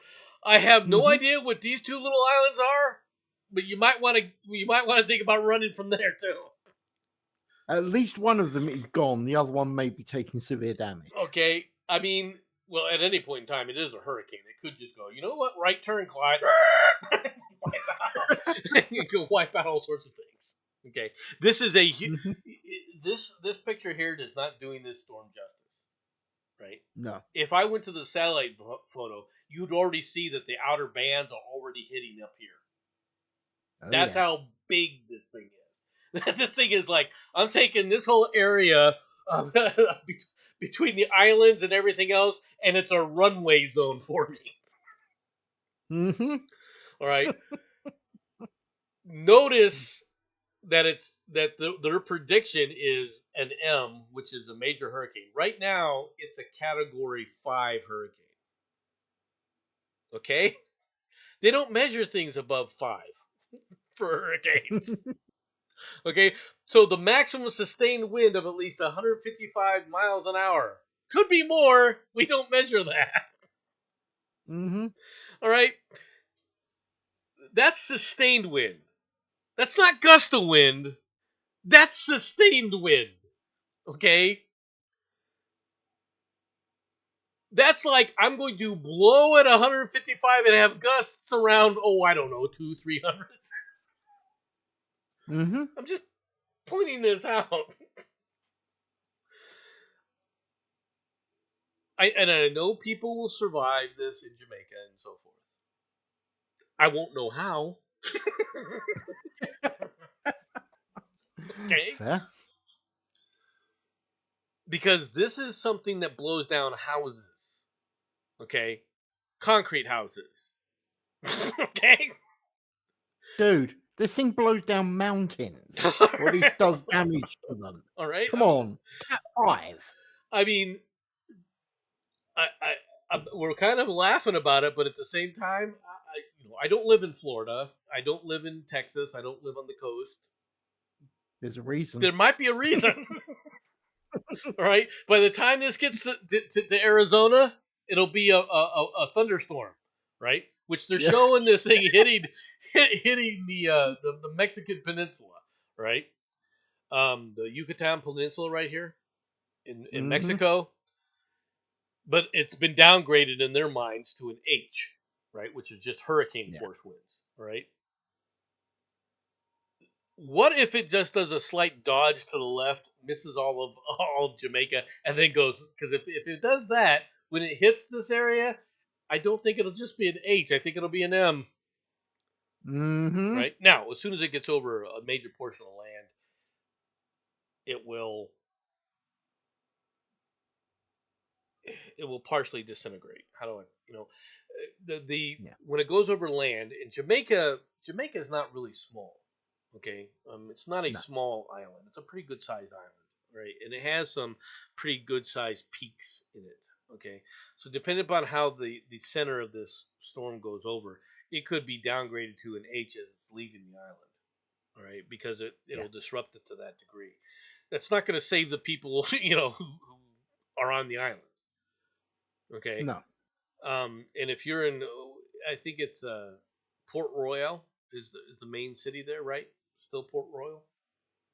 I think so. Yeah, sounds right. If you're in Port Royal and you have the means, all right, and I know that a lot of poor people don't have the means, but if you have the means, you might want to get the hell out. And if you're poor and you don't have the Visit means, Florida for a holiday. find some place to find some place that's away from the ocean, okay, right, and get to safety, okay, and you're going to want to be in some kind of substantial shelter of some sort. Yeah, this is not a joke, okay.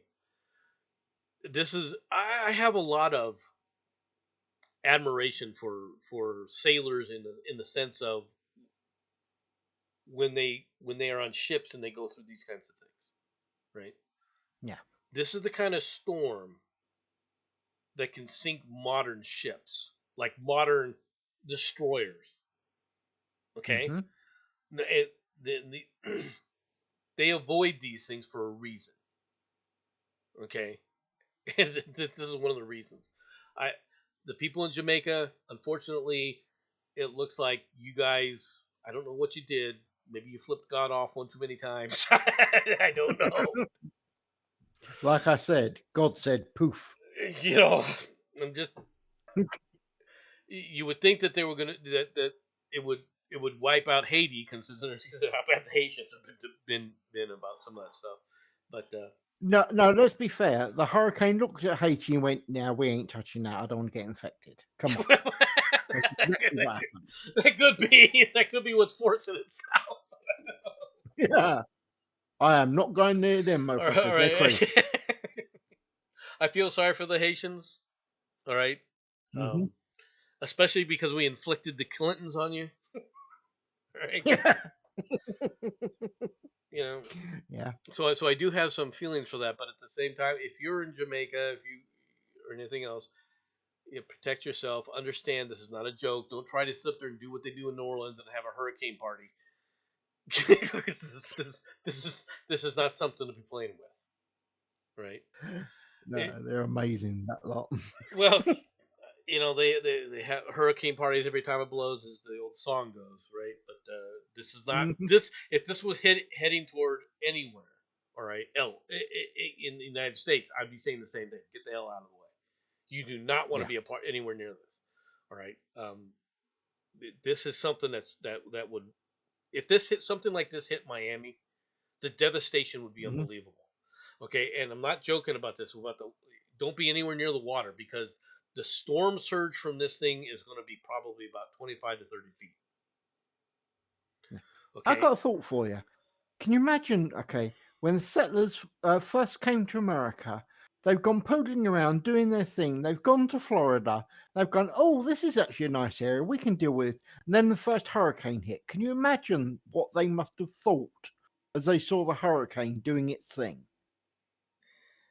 Remember, they wouldn't have experienced hurricanes generally because Europe is not known for hurricanes, okay? All right. First of all, who were the people that were poking around in Florida at that time frame? Spaniards. Okay. Now, I'm not saying they are running from a country. They're running from their country and are willing to put up with this and stay here. All right, rather than go back to Spain. What does that tell you? Yeah, but this is nonetheless. This is still a hurricane, dude. Okay, this is basically it is God's eye going poof. Okay, this is God with a fly swatter. That's very true. All right, this is like got one. Okay. Like I say, can you imagine? You're sitting there, you've set up your base, everything's good. You got your area. You look out over the sea and you see the clouds and go, "Oh, that looks a little bit stormy." And 3 days later, the survivors poke their head out and go, "What the fuck was that?" Well, normally this goes through in 24 hours. When it goes across land, it picks up speed generally, as far as Yeah. as far as lateral speed. Okay. Yeah. Which is another thing that changes the dynamic of the storm. All right, but this thing, it amazes me that can you imagine the Native Americans that were running around in canoes on this in this kind of stuff.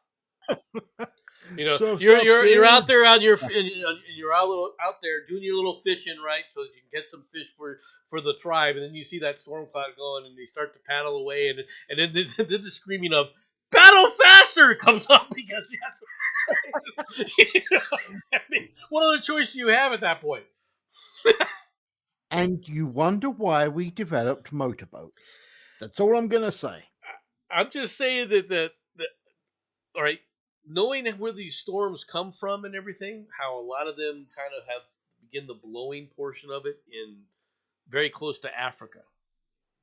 Mm-hmm. If you ever want to know who the Indians were, they were the survivors of the guys that rode that thing all the way to the Americas. That's why there's some tough sons of bitches. Okay, I'm just pointing that out. Yeah. Right?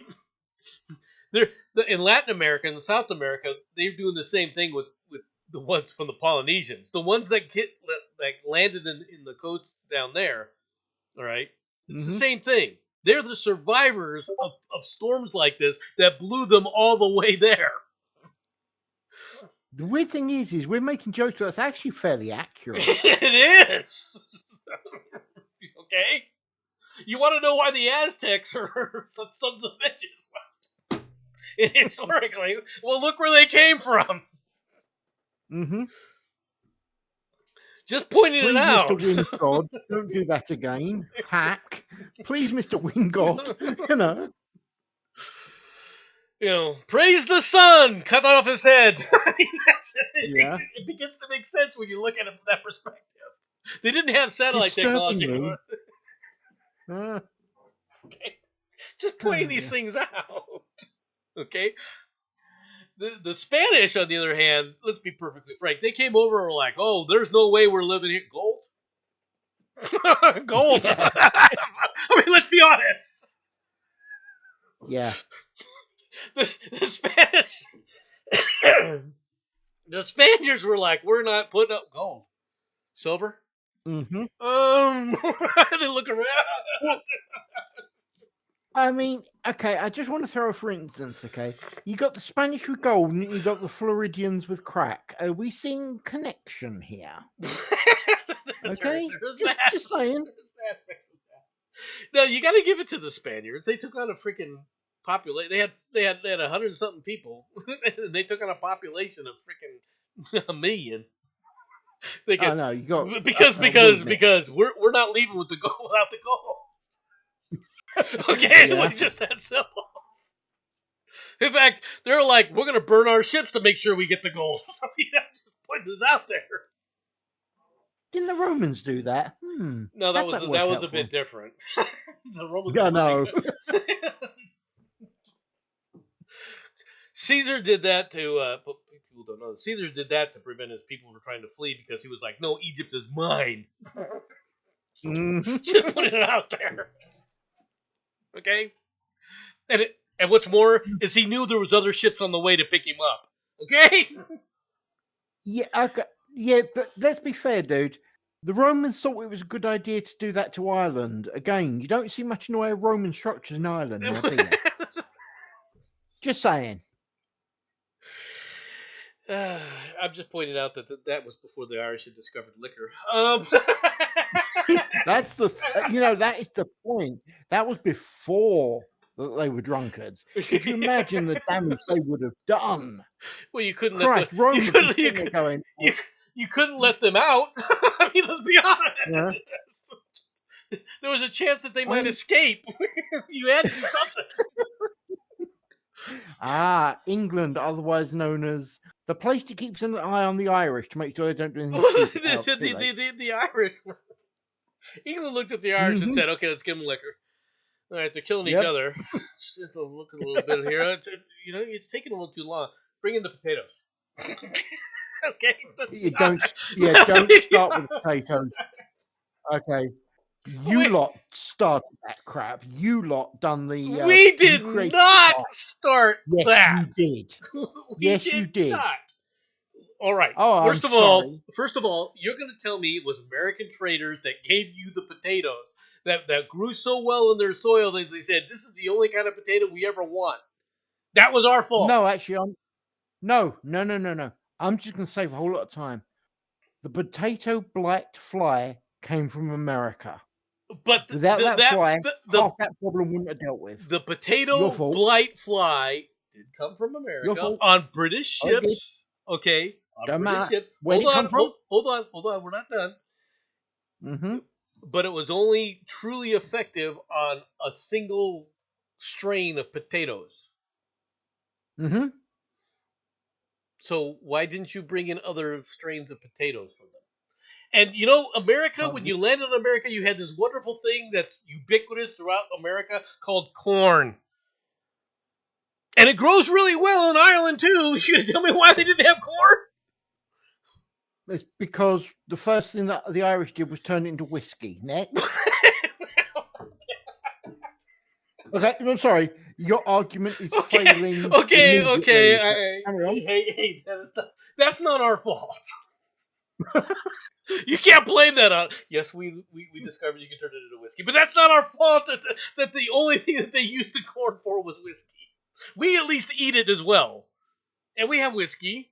You can have both. Yeah, exactly. That wastes. That wastes it by eating it. Just put it out there. Corn that you eat could be made into more whiskey. I mean, the only reason you guys have moonshine is because of the Irish and pochine. Okay, you're welcome. It came from the French. Yes, but anyway, in reality, it did come from the French. Let's get on to the next story. Pochine's Irish, mate. Okay. Satellite images show an expansion of suspected Chinese bases in Cuba. To the surprise of nobody, analysts identified 4 electronics eavesdropping stations, including a previously unreported site near a U.S. naval base called Guantanamo. All right. Images captured from space show the growth of Cuba's electronic eavesdropping stations that are believed to be linked to China, probably because they see Chinese running around. All right, including new construction at a previously unreported site about 70 miles from the U.S. naval base at Guantanamo Bay, according to a new report. The study from the Center for Strategic and International Studies, a Washington-based think tank, follows reporting last year by the Wall Street Journal that China and Cuba were negotiating closer defense and intelligence ties, including establishing a new joint military training facility on the island and an eavesdropping facility. At the time, the journal reported that Cuba and China were already jointly operating eavesdropping stations on the island, according to U.S. officials who didn't disclose their locations. It couldn't be determined which, if any, of these of those which are included in the sites covered by the CI or the CSIS report. Okay, and they're showing warehouses, constructions, mobile circular antennas arrays, an antenna field, an antenna yard, new SIGINT ELINT facility, all right, and a dish facility. Mm-hmm. ELINT is a form of SIGINT, just so you understand. All right.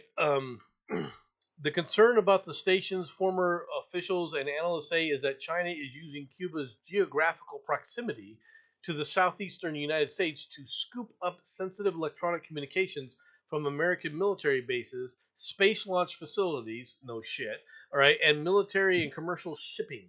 Chinese facilities on the island could also bolster China's use of telecommunications network to spy on U.S. citizens, said Leland Lazarus. Why would they need to do that when they basically sit up there and have like Google selling them all the data that they ever want on U.S. citizens. All right, just pointing that out. All right, to an expert on China-Latin American relations at Florida International University, the White House and the Office of the Director of National Intelligence are declined to comment. The authors of the CSIS report, after analyzing years' worth of satellite imagery, found that Cuba has significantly upgraded and expanded its electronic spying facilities in recent years and pinpointed 4 sites: Bucal, El Salo, Waje, and Calzazar. All right.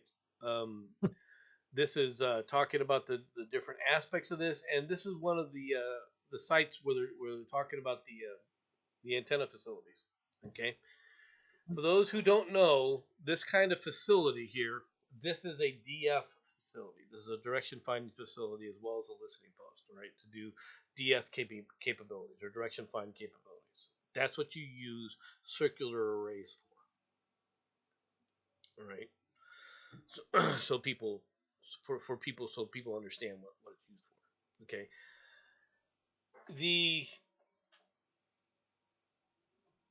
Is this a concern, Jensen?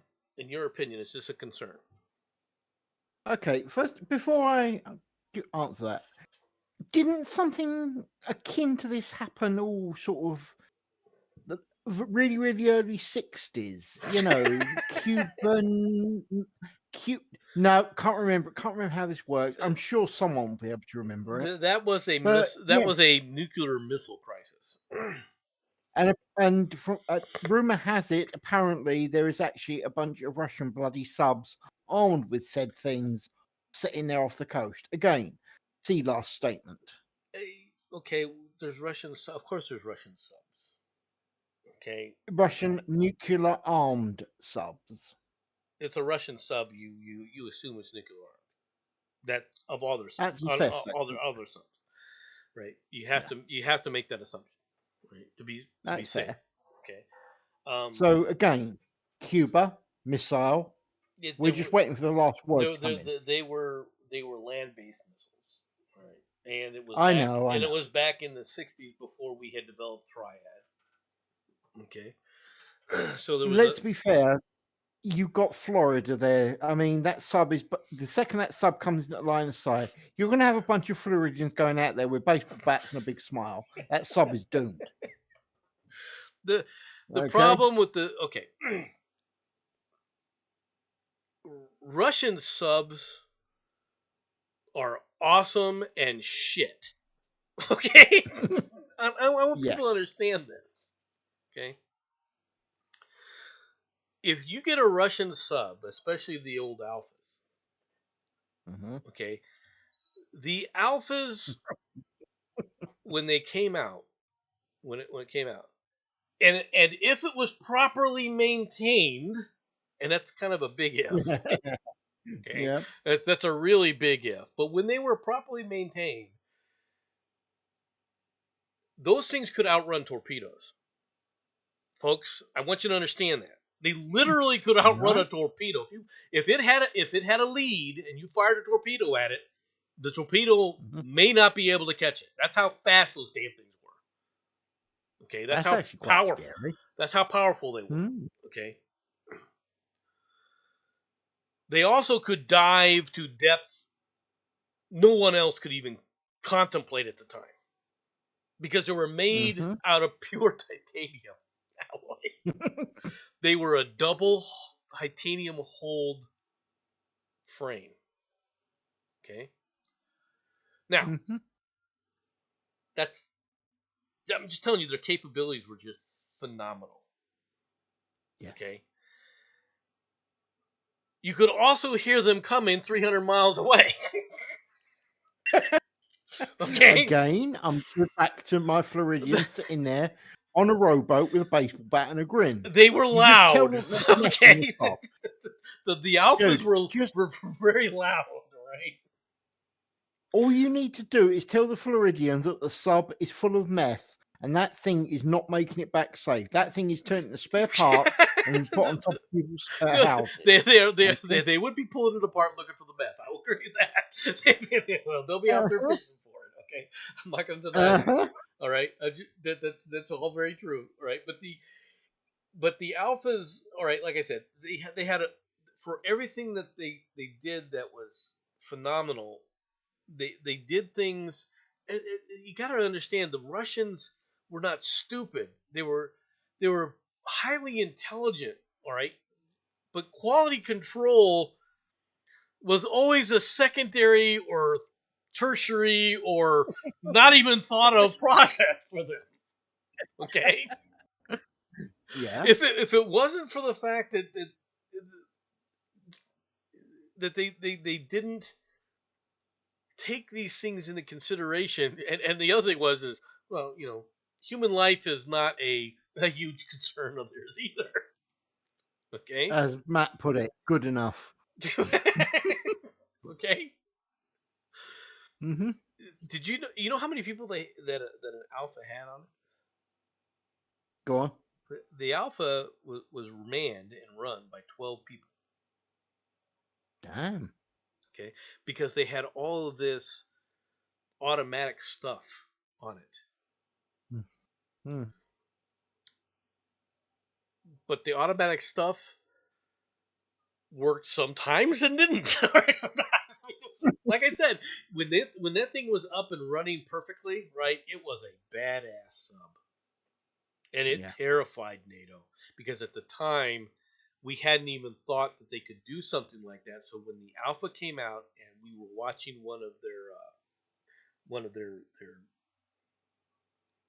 war games that they were doing in their navy, right? And we Mm-hmm. saw the capabilities of what an alpha could do that was fully up and running. Because it could go so deep that even our weapon systems wouldn't go that deep at the time. Our Mm-hmm. anti-sub stuff, and they were like, "Holy shit!" And they watched that thing come in on an attack run at over 40 knots. Damn. Yeah, and we're not talking a torpedo doing 40 knots. We're talking a full-blown sub doing 40 knots. Yeah. Okay. Ramming speed. Mm-hmm.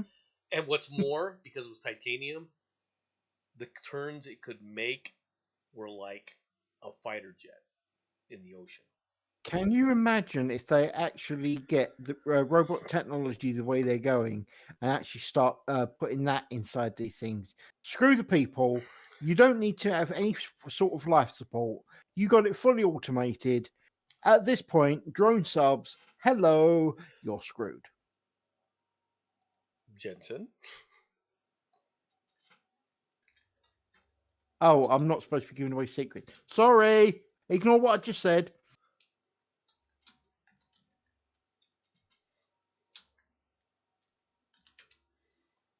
Why is there black vans pulling outside my house? Why are there gentlemen all wearing sunglasses? Uh-oh. Jensen, for the folks out there. Oh. Google Map removes photo of top secret U.S. underwater drone. Dum-de-dum-de-dum. Look at the size of this thing.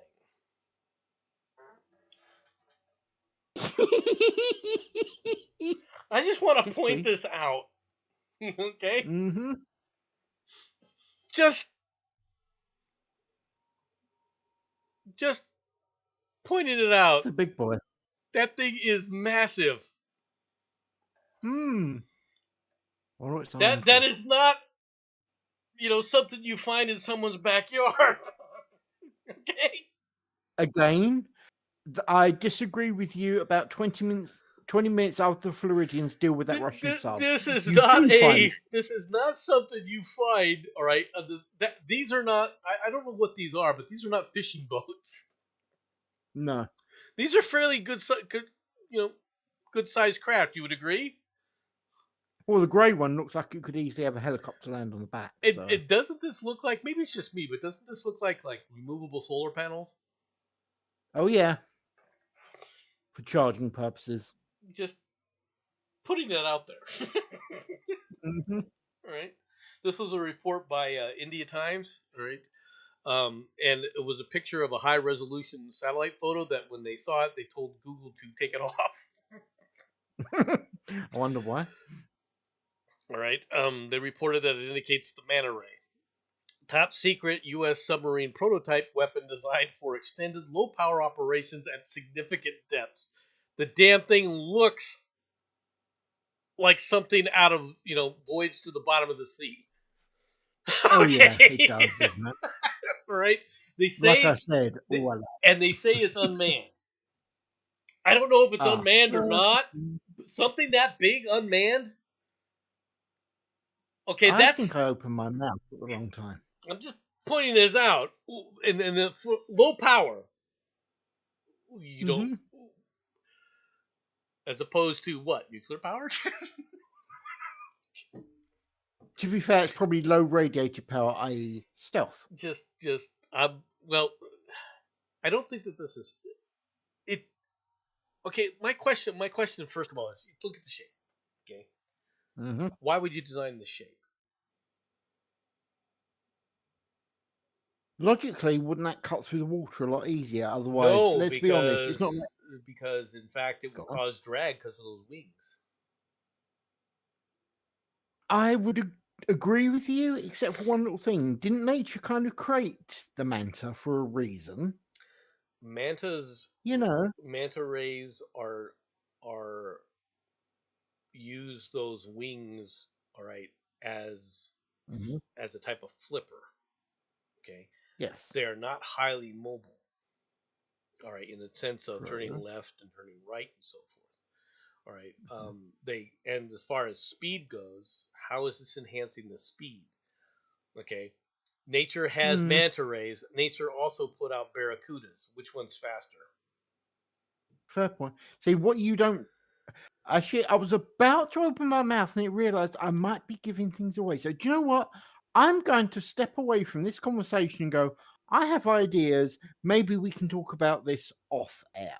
It to me, doesn't this look familiar to you? These edges here. Yeah. Just Why do you think I went? Why do you think I said I'm going to talk about this off air? yeah, yeah. And of course, I'm not showing the folks at what I was pointing out, but that's just one of Mhm. the things. But you had to open your mouth. I had to prove something that's already out there in the Oh yeah, world. no, In no, no. fact, I totally understand. the Sun actually did a story on that. The, Hmm. your son thing, a very Yeah. similar thing, getting it from this. So, all right, we got Hmm. one more story to do because we've been at this for a while now. Oh yeah. God, Final yeah. story of the day. Sheep gets new sanctuary home weeks after escaping the slaughterhouse. I guess I won't say it because I've been banned today. Bessie the sheep. All right, we'll just leave it at that. All right, the sheep dubbed Waldo for his hiding abilities after fleeing a slaughter in New York. All right, has been safely found and transported to a new sanctuary home, Woodstock Farm Sanctuary. Mm. It would be Woodstock, wouldn't it? All right, said the sheep, initially mistaken for a goat. Hmm. Okay, all right, escaped slaughter and was spotted wandering the streets of Washingtonville for weeks. All right, but always managed to vanish before he could be captured or eaten. The Ghost elusive, sheep. the elusive sheep was dubbed Waldo by the sanctuary after the famous hard to find children's book character. Locals started a Facebook group called Sheep Watch 24 to report Waldo sightings in town. All right, he was finally lured into a local family's fenced-in yard. The Woodstock Farm Sanctuary announced on social media that Waldo is now safely arrived at his new home. All right, uh, where he will live out his days in peace. Not if he escapes. Yep, that's what I was thinking. Sanctuary officials said that they were relieved to have captured Waldo before July 4th, when fireworks might have spooked him into fleeing the area. His new home is in my stomach.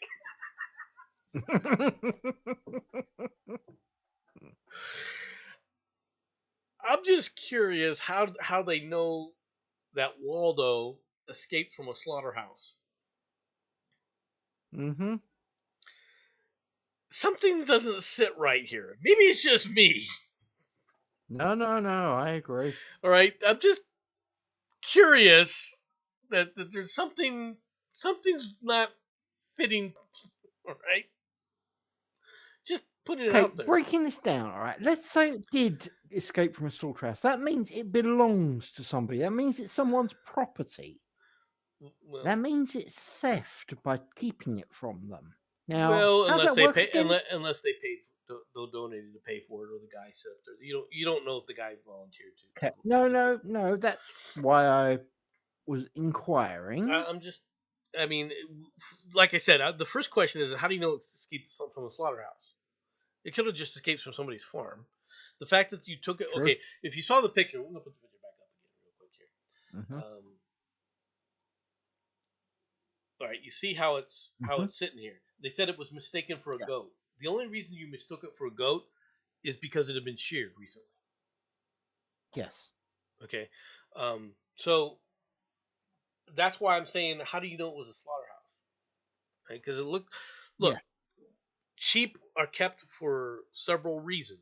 And the main reason is because you can shear them for wool, all right? And when you get hungry, you can eat them, all right? It's a twofer, okay? They're also stupid, okay? Sheep are dumb. There's a reason humans keep these things around. And them escaping is highly unusual because they are a herd animal like mammals generally aren't. They herd. They herd in a way even most herd animals don't. All right. They are very much easy. If you take the leader and you run in an area, the rest of them just immediately follow behind. When you try to load these things up to take them to the slaughterhouse, all you do is take the lead sheep, throw it in the back of the pickup truck, the back of the trailer rather, and the rest of them run right into the trailer with it. I know, it's good, isn't it? It is easy to take care of them in that regard, right? They suck in other ways, but otherwise, well, first of all, I don't find the taste of mutton delicious. I don't like the taste of mutton. I don't know why. I love meat. I'm a carnivore from, period. Okay. But mutton is one of those things that's like, yeah, I could do without mutton. Okay. Goat is fine. I don't mind the taste of goat, but mutton, there's something about it. I gotta say that sheep is good when you have a kebab, but that's pretty much as far as I'm going to go with it. Okay? Even on a kebab, they're not all that good. I mean, it's just, I don't know why. I mean, it's just one of those things. All right. Fair. Military horse escapes in London for a second time in under 3 months. What are you guys doing in London, Jensen? Well, now I gotta read the story. So it wasn't the final story. We're gonna do another one apparently.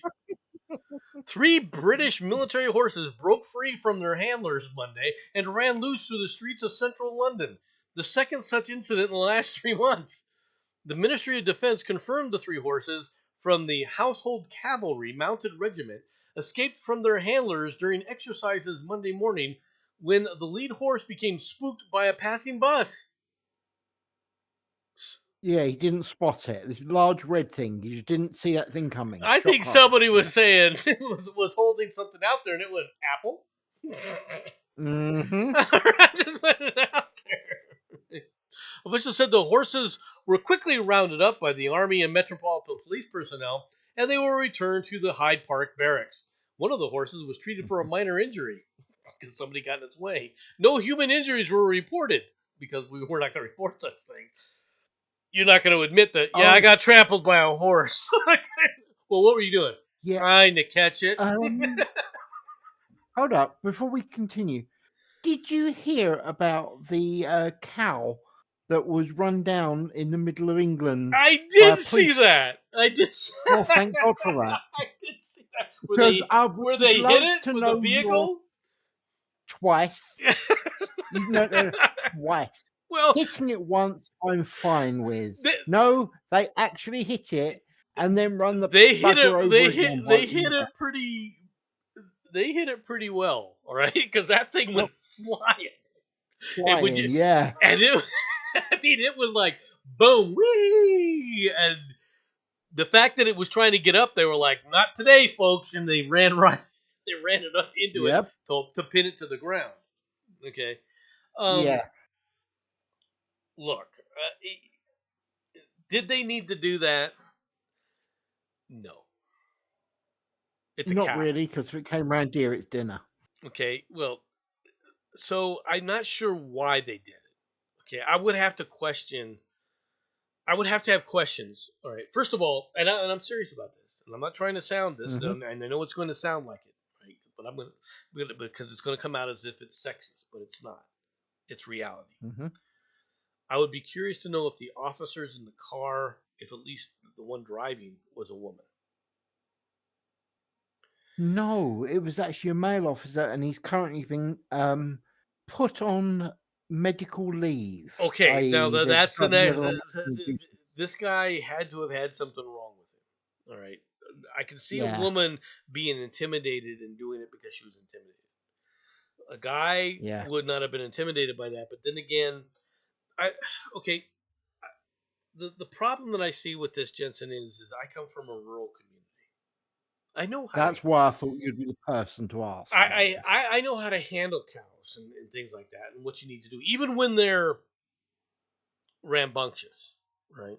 Cattle Hmm. are people think that what they see in like the running of the bulls and things like that's normal behavior for these animals. That is not normal behavior for these animals.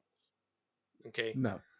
they can get like that, all right, under certain circumstances, but singly by themselves going into things like that where they haven't been tortured into a frenzy, right? And they're people don't realize this, but when they see the bulls attacking people and things like that, it's because the animal is terrified.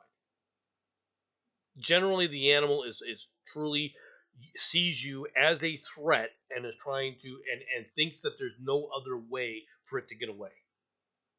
Hmm. That's why you see them attack people. Whenever you see the videos of them attacking people, it's always in an enclosed area. All right. Now, bulls will attack a human in an open field, especially if there are, mates around. Okay, that's true Yep. too.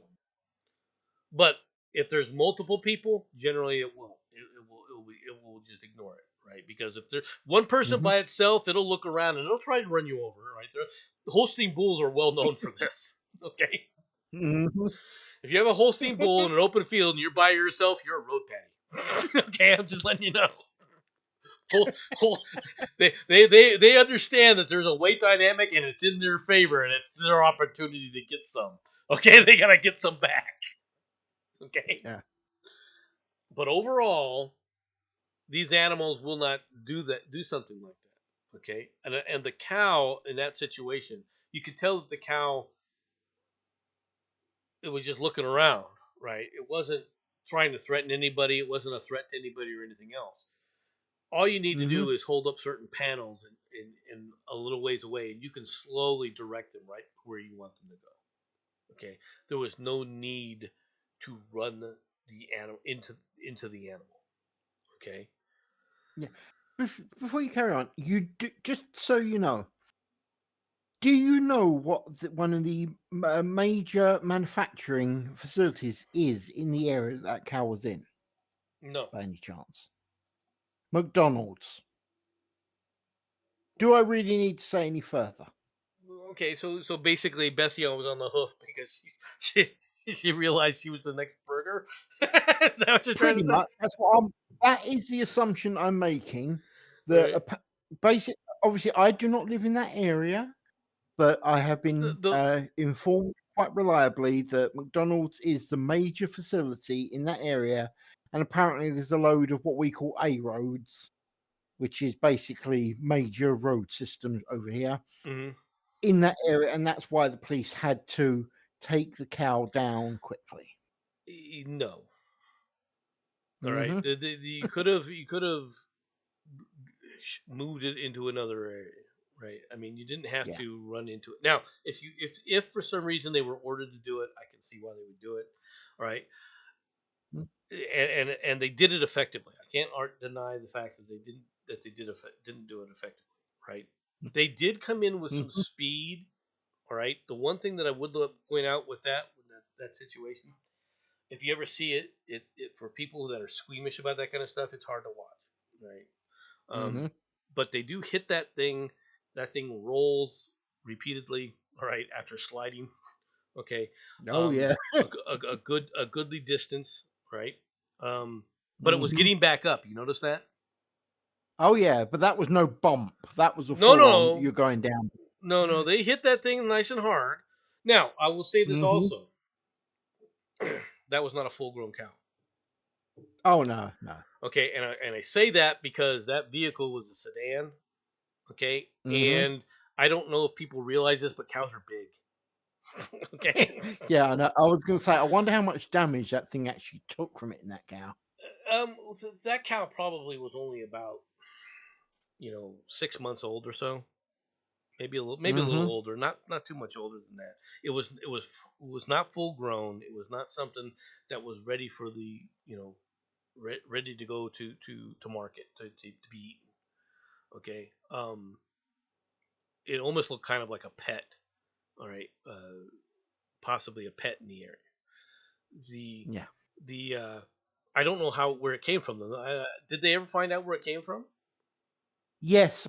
Well, I don't know about where it came from, but I know that it has been recovered and taken to a field, and it is air quotes living its cow life. You can take that how you Yeah, feel. okay, so Okay. it's being fattened up for the dinner table. Good. Okay. Pretty much. Yeah. Right. The thing is about these animals in nature, it's really interesting about how some of them, how tough some of these things are. Oh yeah. it, Many of the farm animals that you see, like cows and pigs and so forth, they're tough critters. Okay, people Yeah. think that, oh, you're abusing these animals, and I'm not saying that the way they hit this thing was not an abuse. But what I'm just pointing out is these things are much tougher than you think they are. Okay, now Mm-hmm. there is an exception to that, and to be honest, that's horses, because Yeah. horses, their legs, they're powerful animals. Do not misunderstand me. But if they break a leg, you got to put them down. All right. Oh yeah. And for Oh all the things that people talk about, there's a reason. There's a actual reason that is really strange. But if a horse is not able to get on its hooves, the hooves will rapidly become infected. There's nothing you can do to prevent it, really. All right. yeah. The hoof will become rapidly infected, and the animal is going to die a slow death of basically, you know, uh, disease infection, right? Gangrene. Yeah.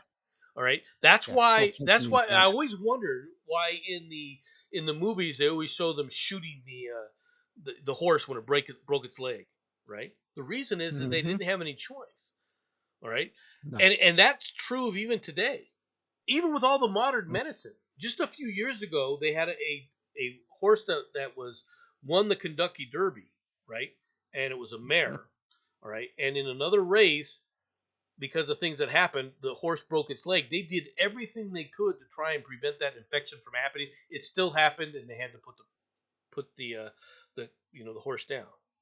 And the owners, of course, Dude, were devastated. you're saying this to somebody who comes from a country where we do horse racing an insane amount. You can expect to lose, I think it was something like 21 horses a year Uh minimum. By the way, going back to that cow, all right? huh. You saw that cow being belted by that car, Yes, yeah? I did. Yes, I did. Okay. Do Did you you know it only had realize? a grade? Did you realize? I think Matt Barkley's right that the cow was mad that it was out of a job because they were putting plant burgers in I absolutely agree with that. Yep. there. Anyway, go on. No, So I'm sorry. yeah, seriously, yeah, you saw that cow get belted by the car. You saw it fly through the air, etc., etc. Yeah. Did you know it only had a graze on one of its legs? Was Yes. damage from that? Yes. Damn, Yeah. hardy little bugger, isn't it? They are. Mm-hmm. They are. Okay. Mm-hmm. And I'm talking about somebody. I worked on a ranch for 6 months, an actual Yeah. ranch, right? Oh yeah. That's And like I said. That's why I wanted to speak to you because I know you would know about this stuff. they we were trying to bring in one of the heifers that was calving for the first time, and the Mm-hmm. heifer was freaking out, and we were trying to move it into the chute where we could put it in its head in the squeeze chute where it basically locks the head so that we can remove the calf because the calf was coming breech. Okay, so Yeah. people understood why we were doing this, right? Mm-hmm. That animal planted me as I was trying to scare it, right, against the fence, right? Mm-hmm. And I say planted me, I mean planted me because it's not that they are big animals, they are powerful animals, all right. And this was, like I said, for those who don't know, a heifer is a cow that has not calved yet, all right. Yeah.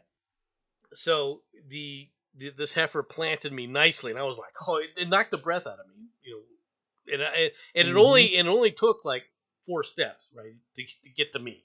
Okay, so I wasn't Mm-hmm. that far away, but it couldn't get up to a full charge either. Okay, and it was like, Thankfully. oh my god, and I saw it coming. And I was trying to get over the wall, but I got over the wall after the thing hit me, and I was like, oh, and they are.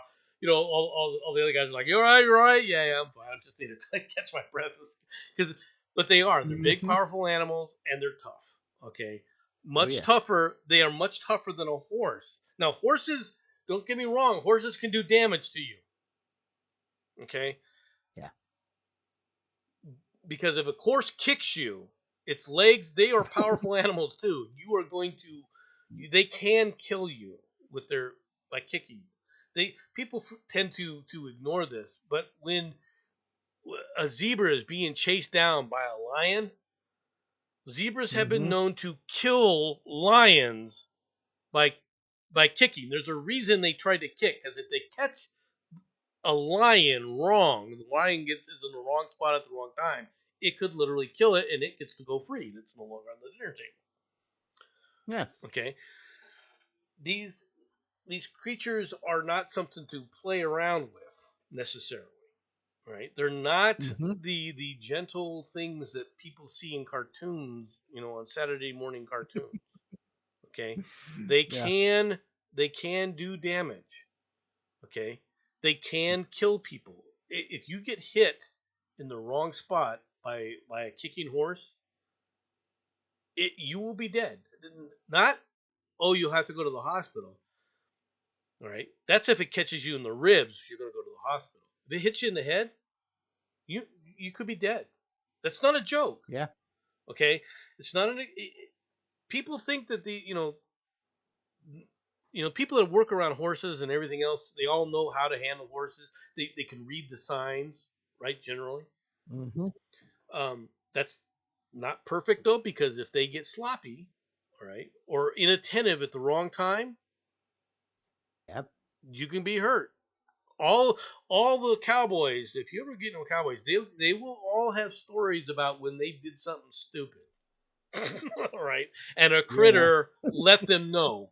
Okay, in some way, They do shape, or give stuff a form. recipe, don't they? All right, Mm-hmm. because it's inattentiveness. All right, Yeah. that more than anything else, it's inattentiveness when you do something and you were not thinking. You'd gotten too used, too familiar with it. That's what happens on farms. Most farmers get injured Yeah. because they've allowed themselves to get sloppy.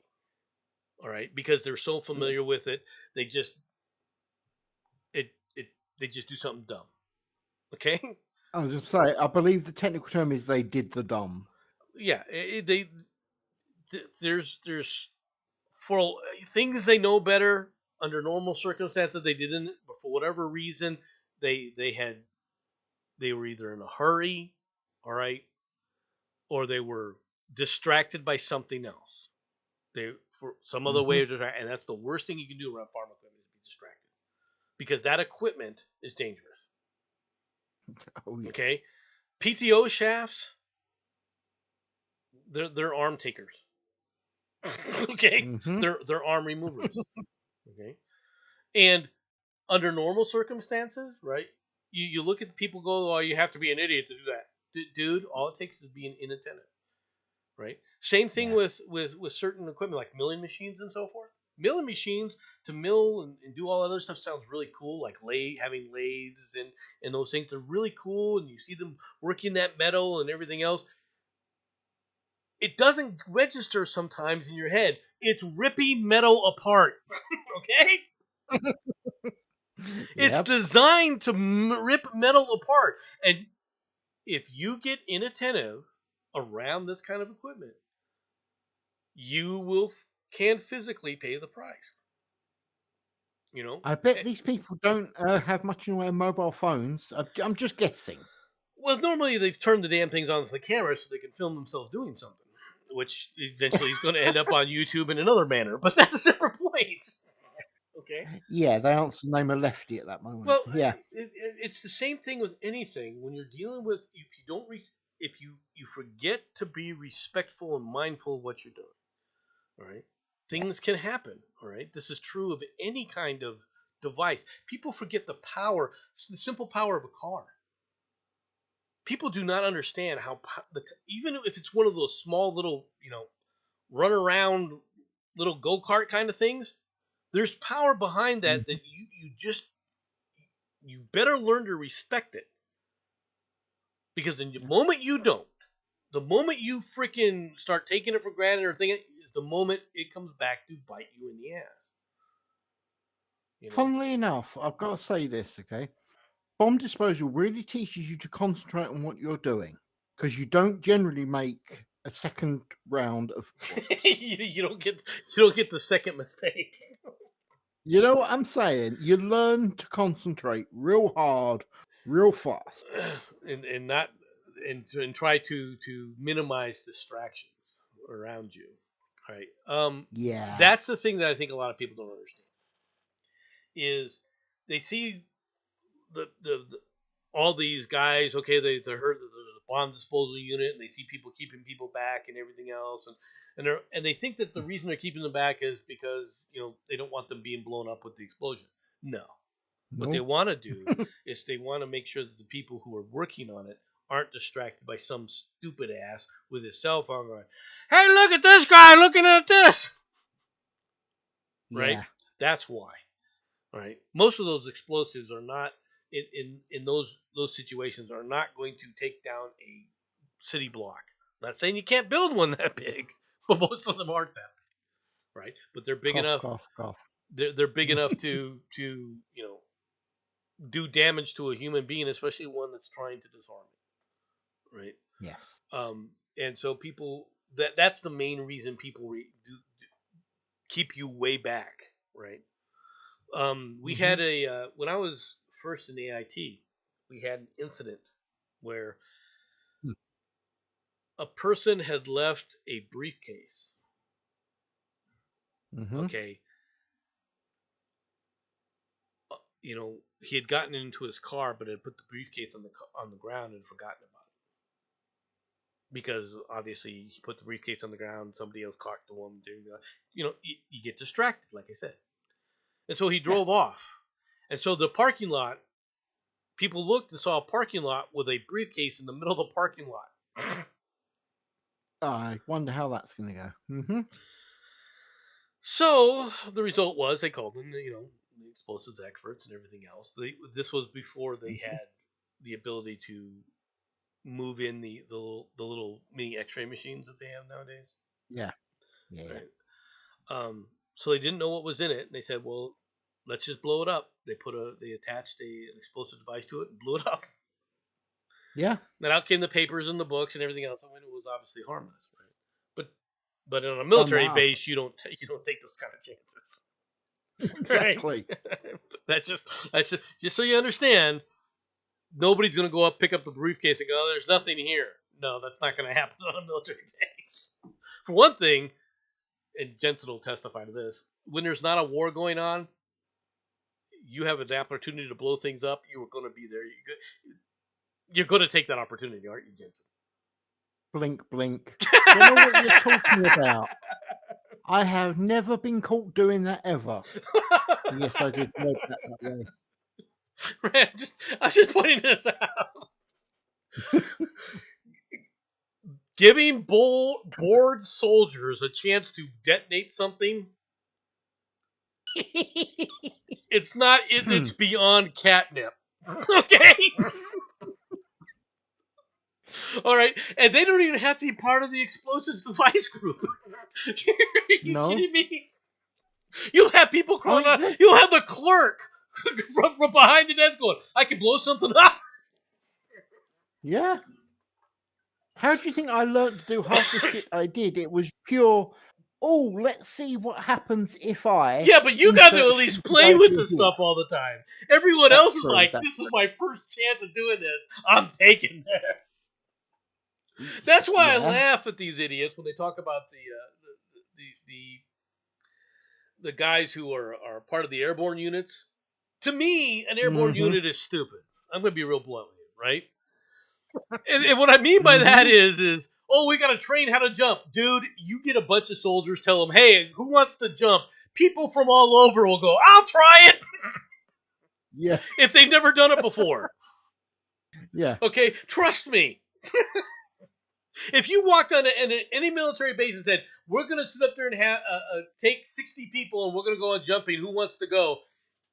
You will have a lineup behind They're the going to freaking be thing. fighting. Right? Oh, yeah. They will literally fight each other for space. They will. Because when you're on a military base, the one thing that's always there is boredom. Yes. Okay. The enemy. When you're not at war, all you face is boredom. Mhm. Now, I was Yeah. lucky. Okay. The vast majority of the units I was assigned to, not all of them, but the vast majority of them were doing real world mission. So the boredom was minimized. Okay. Yeah. But boredom is the normal state of a military base. Boredom. And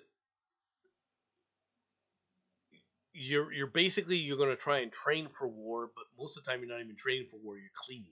Clean. You're cleaning something for the 16th time. It doesn't even have dust on it, and you're cleaning it again. Right? Yep. That's why everything on a military base gleams. Generally, right? Because you've polished that same thing that's been polished 65 times, and you just polished it because it's there. And the higher ups have realised if they don't get you polishing it, then you're going to go out and blow shit up, and that's the thing I don't want you to do. You don't want them coming up with creative ways to keep themselves amused. You never want that. Because what's worse is it will always involve alcohol and something else, normally explosives. All right, which is what they don't want. And let's be honest, Nomad, it's not like they give the military access to anything that could cause explosions. Well, they do. You got to admit, they do tamp that down by making it hard to legally get that stuff. I'm glad you put that extra word in there. All right, I'm just putting it out there. I'm not saying Yeah. I'm not talking about anything else, but the paperwork process to get ammo is just daunting. Okay. But equally, how many times were you in an area where you were sent out to do your weapons testing, and let's just say there weren't 10 explosions from the hand grenades, there was only 5, and who knows what happened to the other 5? Not making a comment. Exactly. Right there. That's the moment you know exactly what happened. Because they on paper they used all 10. Oh yes, absolutely. Put it out there. Okay, I'm just the regs were perfectly followed, Jensen, as always. All right, Of course. just And put it I out there. will honestly say, I have never gone back to base with explosive like that on me because the other soldiers weren't happy carrying it around with them. That never happened. Honestly, Governor, you can trust me. I'm just look. You do what you do. You do what you need to do. All right. Exactly. I mean, it is what it is. But if getting soldiers bored and liquored up when they're bored, because that's the other thing. It's to relieve boredom. Generally, there's alcohol involved. Oh yeah, soldiers are known alkies. They really are. The military is run on alcohol. Still to this day, Yes. the amount of alcohol consumed on a military base is is phenomenal. You know, you can, and that's an army base. A navy base, Yeah. you might as well, you know, that you're a piker. I mean, when they talk Say about nothing. floating battleships and how in whiskey and stuff, they're not exaggerating, really. No. All right. I mean, it's amazing. As much alcohol as I drank when I was in, all right, and I was single at the time, compared to what it became, it's just Mhm. night and day. Yeah. So Hey, who? Batman. Hey, Batman, you Jensen. joined us. You joined us just as we were getting ready to leave, dude. Ah, Yeah. Oh, fuck you. I'm Bad sorry. time. But we are doing the old memories of the times when we've blown things up. I mean, we're in the Oh. military. Right. Right. Memories of the times MC blew things up, and memories of the times Jensen blew people off. Funny enough, he's talking about Navy. Like phone them up and says, "Oh, I'm sorry, I can't make it tonight. I've got something to do." See, he blew them off. Yeah, no, I Yeah, completely agree. not what you were thinking, was it? I just said we were talking about the Navy. I was keeping you up to date on the conversation, sir. Yeah. Thank you. Either way, something was getting blown. Anyway. Yep. Got an idea for you, Jensen. I'm listening. That character I was on about. That helps. The one based not that loosely off Zorro. Oh, yes. What if you use it as an NPC? Yes. Because then, well, for one thing, it made it more powerful than I could as a player character, right? I disagree. So for the Go folks on. who are listening in, we're just gonna go ahead and end the stream because obviously Batman didn't realize we were streaming. Oh, well, fair enough. If you're streaming, I'll shut up.